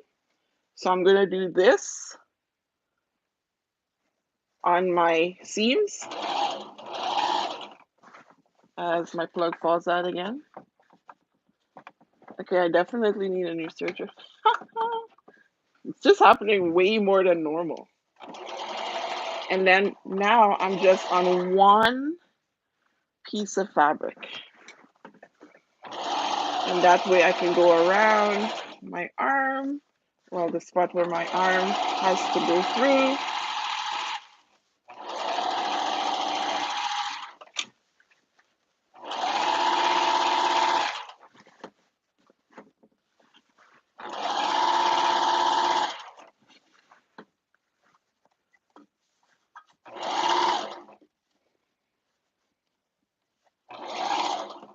come back to the other side, and then I'll just ease it right back in into the part where two were searching.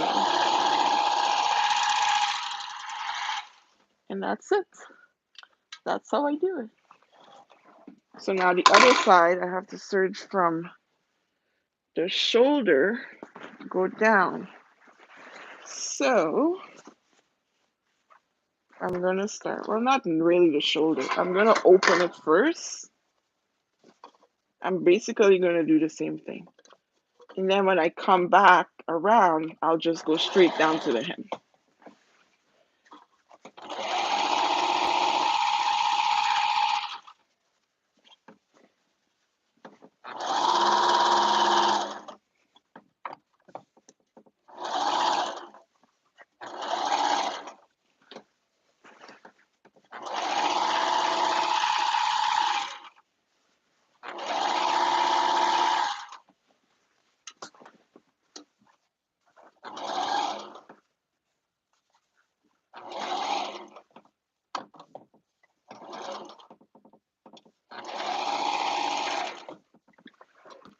And now I go down to my hem.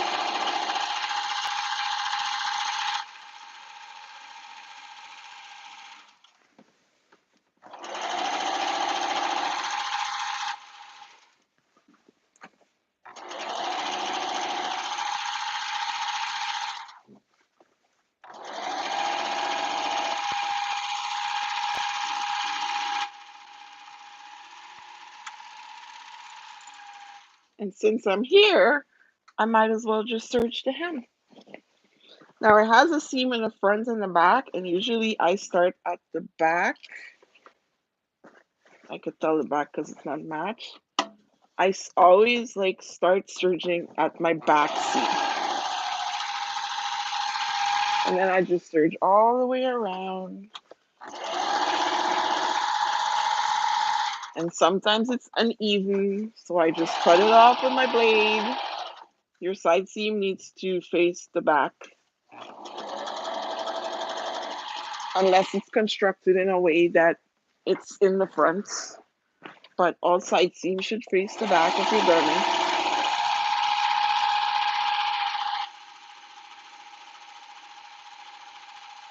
Same with all shoulder seams. This is a front seam, so I don't really care how it goes. I'm so tired of this cincher right now.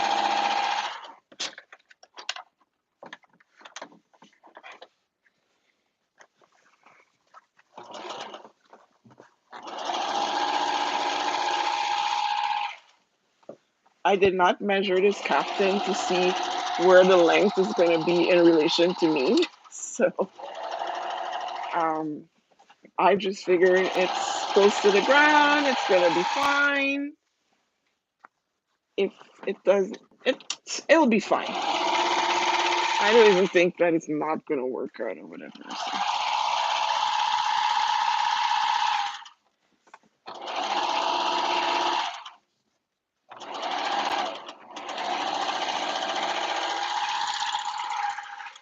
Okay, that's it for serging.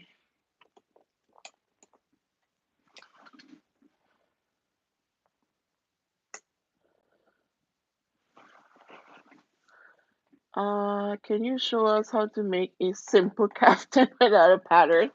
That's the one I had before, and honestly, you could just, I think I used like 6 yards of fabric for that, and you just like, I just literally folded it in half, fold the fabric in half, lengthways, 3 yards, 3 yards, and I cut a hole for the neck and a little cut down the front. Like that's what I did.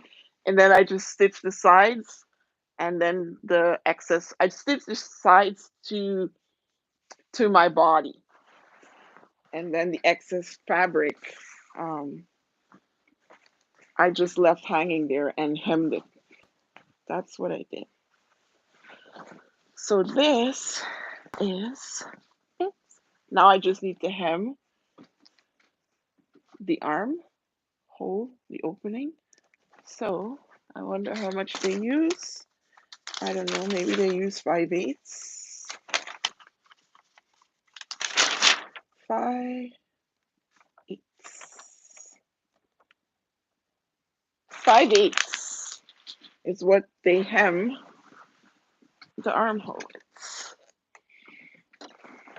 And I make my stitch length around 4 when I'm doing like a stitch like this, because it's not a seam that needs to secure anything. It's just like hemming. It's just hemming, right?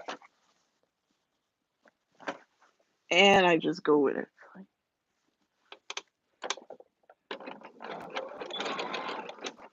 Secure your stitch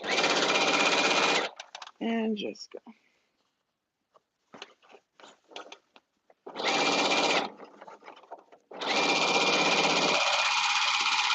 I really don't measure the seam. I just turn and wing it.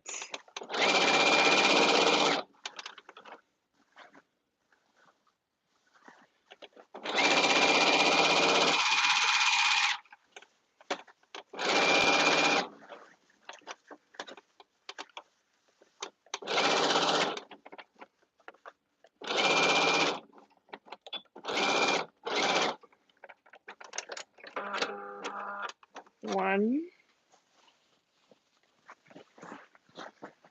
There's just so much fabric in this. This is like such stiff fabric when it's brand new, but once it washes, it's fine.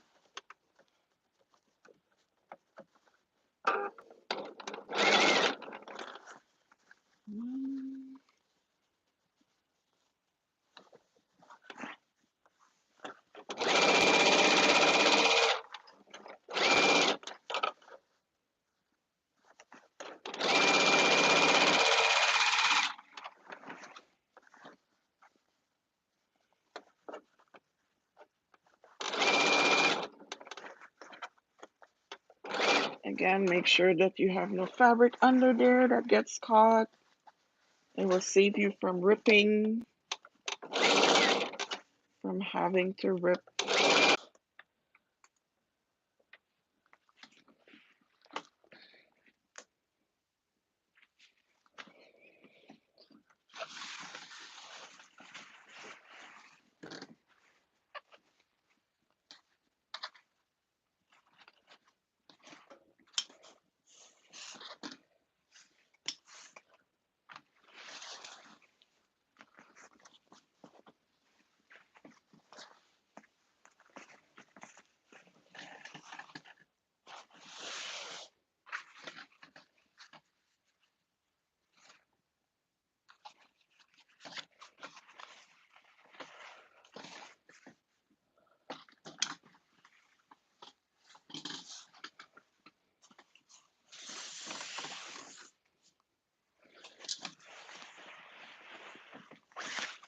I lost my audience because, oh, now I need to make sure that my mic is working.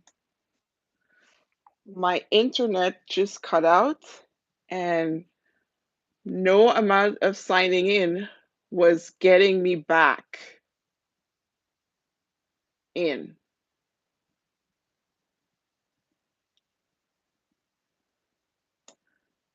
Sorry about that. I don't know what happened.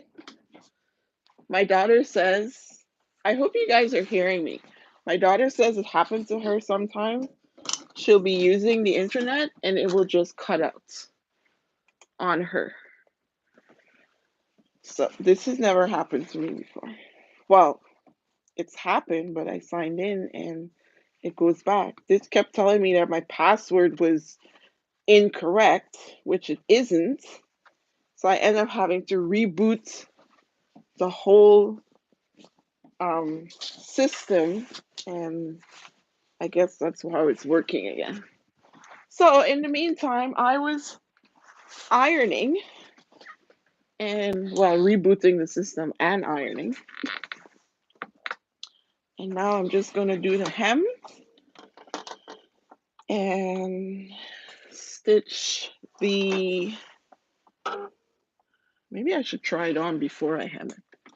I'm gonna put it on over my clothing.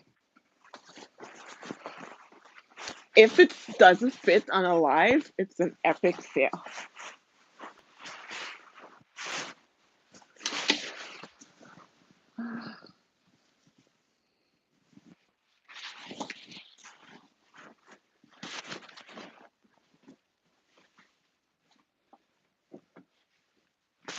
Oh yeah.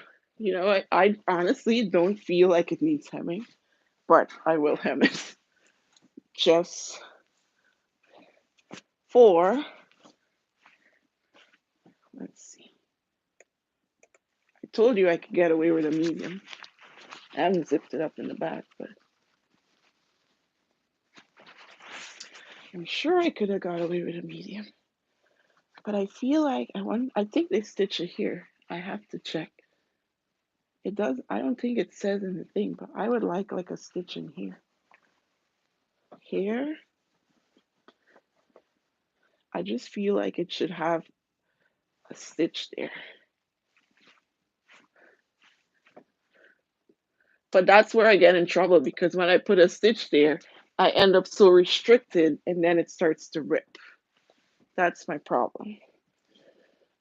It definitely needs to hem because it's like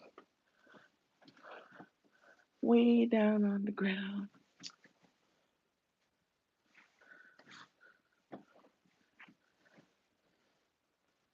So I would put maybe a 1 inch hem on the bottom. Maybe that's what I will do. But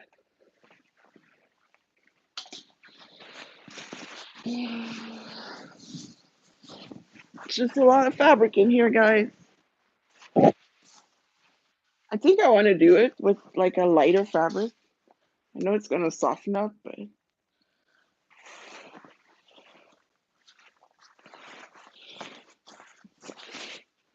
I'm gonna put a 1 inch hem because I don't want to fall. I trip on the stairs a lot, but here's what I'm gonna do. I'm gonna do 1/2 inch in the back and 1 inch in the front. You know why? When you have a nice curved bum like mine, um, your bum raises up the back of your clothes. I am somewhere between 5'5" and 5'7". That's how tall I am. So, like I was saying, if you're well endowed in the back like I am, you make your back hem a little bit longer so that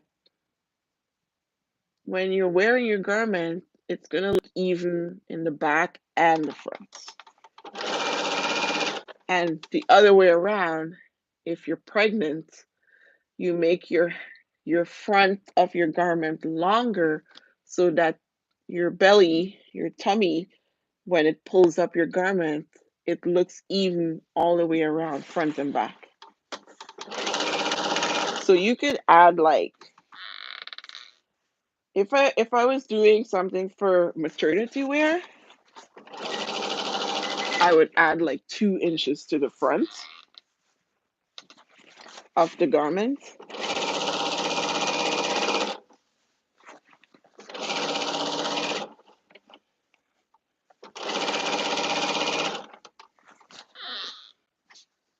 So that it will look nice and even all around. I mean, I could cut off the front of the caftan to give it like one continuous seam all around, but like I said, this is for home. Maybe on a beach, wearing it on a resort or something.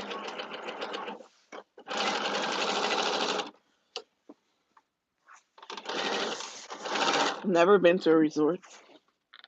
I think after this pandemic is ended, I would go on a resort. I've never been to because it's always easier for me to go to Trinidad.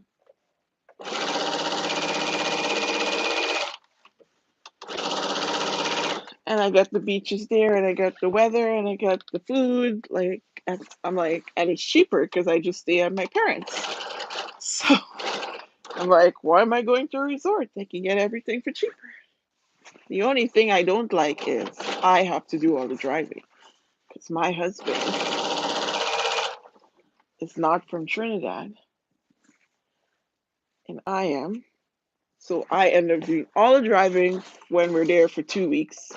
And it is very stressful because I did not learn to drive in Trinidad. I learned to drive in Canada. And always have to remember what side of the road to drive on and make sure that I don't make a wrong turn on the wrong side of the road. It's very stressful.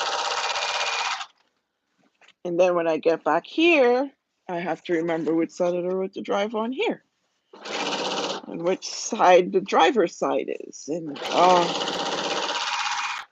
so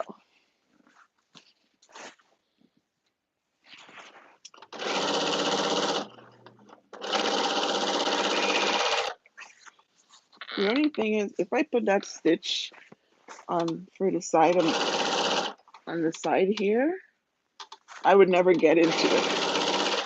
That's the next thing.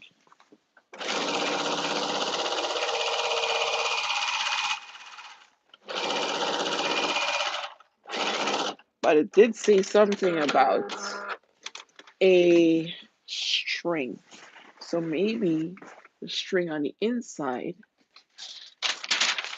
that I skipped through this part here. Maybe this string ties around your waist to give it that definition, I guess, of a waistline. Maybe that's what that string is for.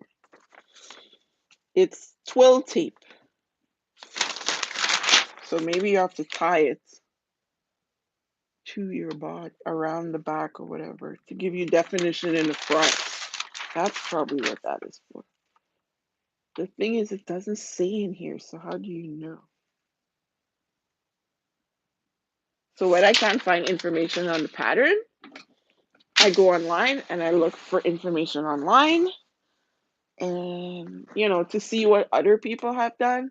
So maybe I'll find information about that twill tape and if it is used to define the waistline, because there's no sense having that nice belt in there and then you can't like see it, right?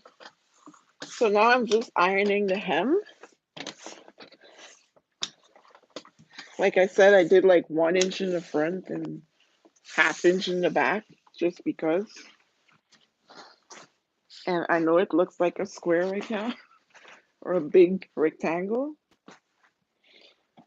Later, I will go in. You know what I do? Maybe I'll show it to you guys.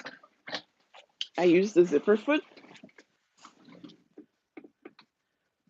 I use the regular zipper foot and stitch this, but not through your good garment. So I put a pin. I just try to catch the zipper, not the actual garment. And then I open it up like that and I stitch this part onto the zipper. That's what I do to keep that down. But you can't go too close to the teeth because when you're zipping it up, it's gonna give you trouble. So you go like there. So let me go sew it and show you guys. And that's how I tack down the facing of my garment.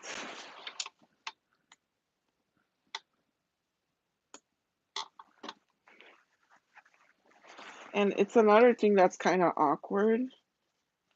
And you would never get all the way to the top, obviously, because there's not enough room. But just make sure that you have your facing and the tape of the zipper and the seam of your garment and not your actual garment.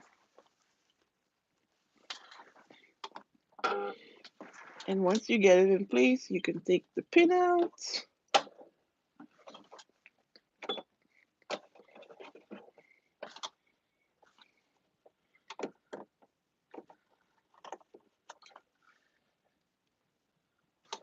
And you just stitch.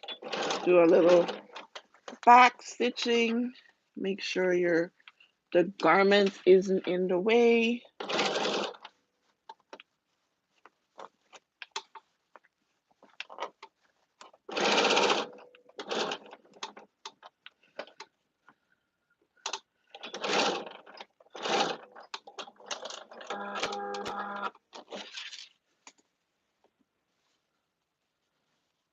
There.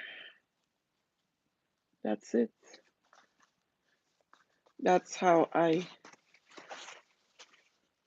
keep my facing down. And you see it's nice and far away from the teeth of the, that will give the room for the zipper head to go up and down. So now I just go to the other side. You fold that in, you turn it down, and now you need to move the zipper foot to the other side. I mean the needle, sorry. To the other side. You do the same thing. You pin it in place, and then you just stitch. So I don't know if I have 12 tape in my stash to put on the inside of this thing.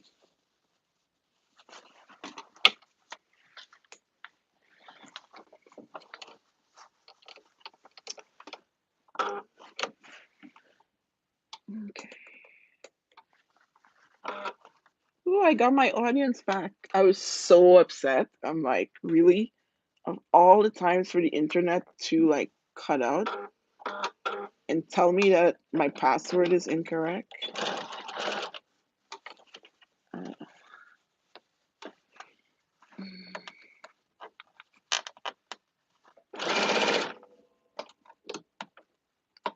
then I have to go make dinner.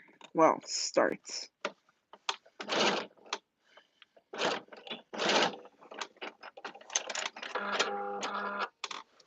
Okay.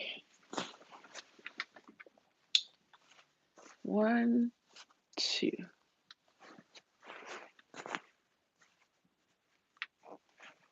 I clip these threads so that it doesn't get in the zipper. That's another thing. When you're sewing and you're clipping your threads along the way, once you're finished your project, you don't have a lot of stuff to clean in the end. So there's the zipper. Well, one is looking higher than the other. So I probably need to turn it down a little bit more. You see this side? You know that's going to bother me too, right? I need to turn my facing down a little bit more. Ah, there's why. Do you see that puckering there? Because I didn't pull this down more. So stuff like that annoys me.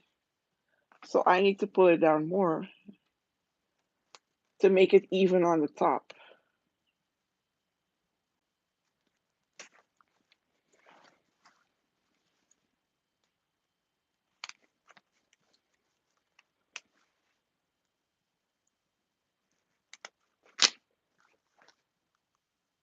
No, it didn't rip.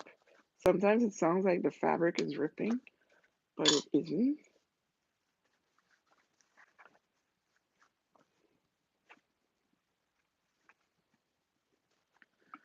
So let's see. That's something you pay attention to before you do the stitching, but I didn't.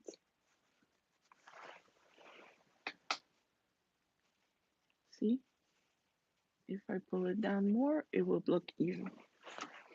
Another thing is, if you're sewing it, when you're putting the facing on, make sure where you're stitching the facing to the garment, make sure both sides you're starting at the same point, and that will help too. Because I don't think that's what happened here. I don't think I started at the same point. Okay.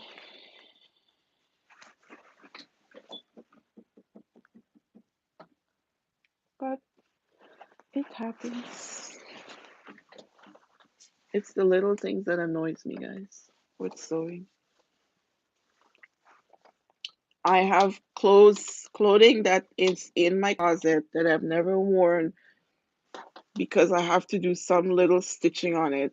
That annoys me. I don't like hand sewing.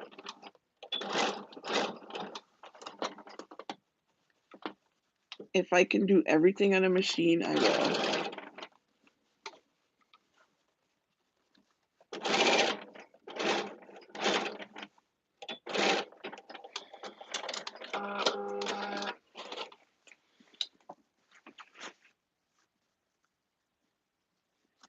And you would never get to the top here to close this part. You see how my finger can get through it? That doesn't happen with the zipper foot, obviously, because there's not enough room for the zipper foot to get in there. So, but that's it. I'm gonna put it on my mannequin, and let's see.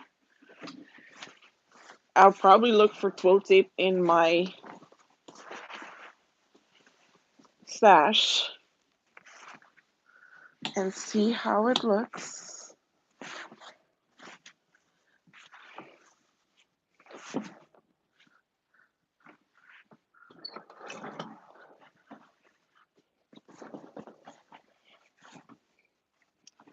See later when I have a shower.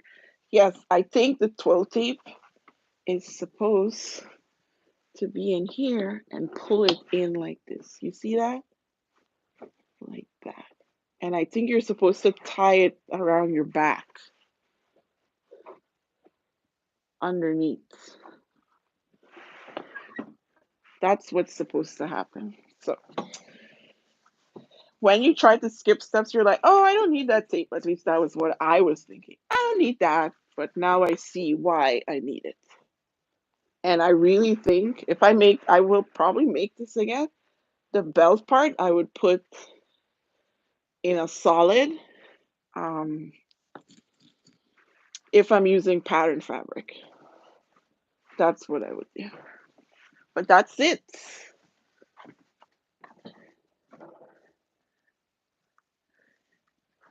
That is it. Do you like it? Did you learn? Yes, um I would look for I could probably even make ties from this same fabric. If I don't have twill tape, I'll just cut some strips and put it on the inside.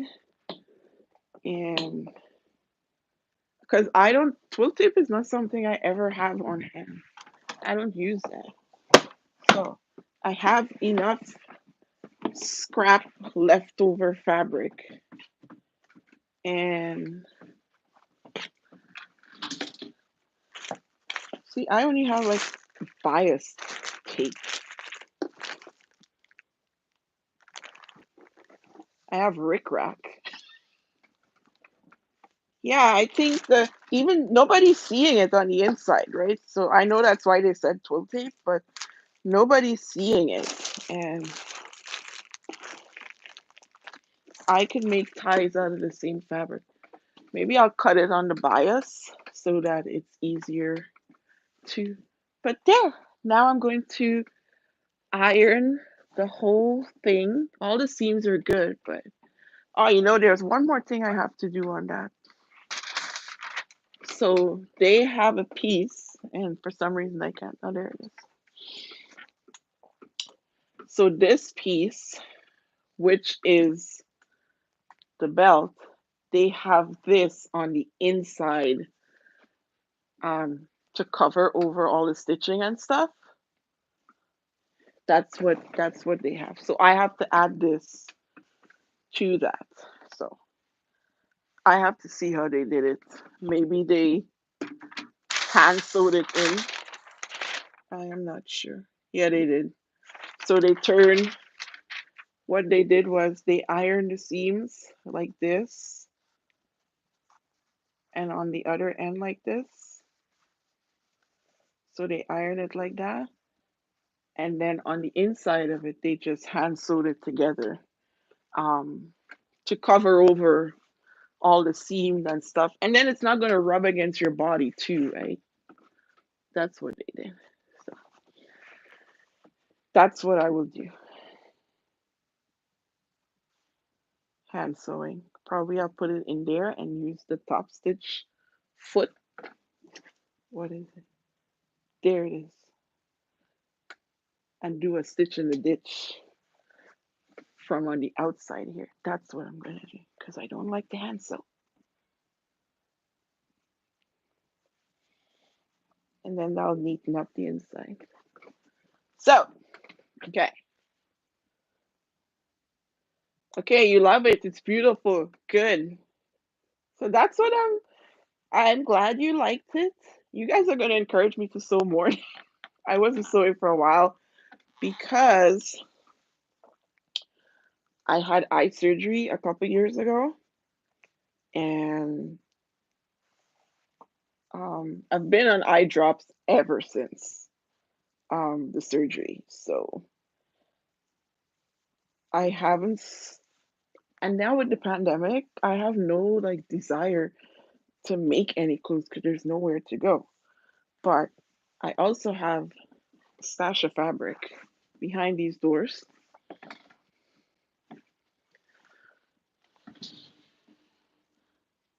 Look, the door doesn't even want to open.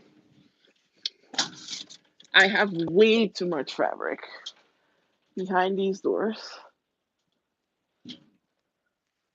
on both sides. I have to get a ladder to go up there, and each bin has fabric. And I'm like, those drawers have fabric. Behind the mannequin has fabric. I'm like, I need to use my stuff. So because my caftan was old and busted up, I'm like, I'm just gonna pull up one of these Ankara and make something. So if I have time today, I will take pictures and post it once I finish putting this on and the tags. And I will go have my shower and I have to cook dinner for 7:30. So I will see you guys later. Thank you for watching and thank you for hanging around even though my internet was down. And I will come up with another project and I will do a live. I'll try to do lives that are not. I thought I would be done this in an hour, but an hour and a half, which is 139 minutes. 60 and 60 is one. Yeah, that's like 2 hours. Okay, but it was fun hanging with you guys, and I will see you. I will definitely post. I probably won't do a live this weekend coming because it's a long weekend and we're renovating our kitchen and I'm building all the cabinets and um, we plan to install them next week. So I built one cabinet last night and I still have, I'm supposed to do one today. And then my husband and I are installing next weekend. So we'll see. So I don't think but I'll try to do one in the week to make up for the weekend. And maybe if you guys want to do a Zoom, we can do a Zoom and then we could all chat together and I could hear your beautiful voices. Because now it's just me talking. Okay, so till next time, maybe it's simple so along one day.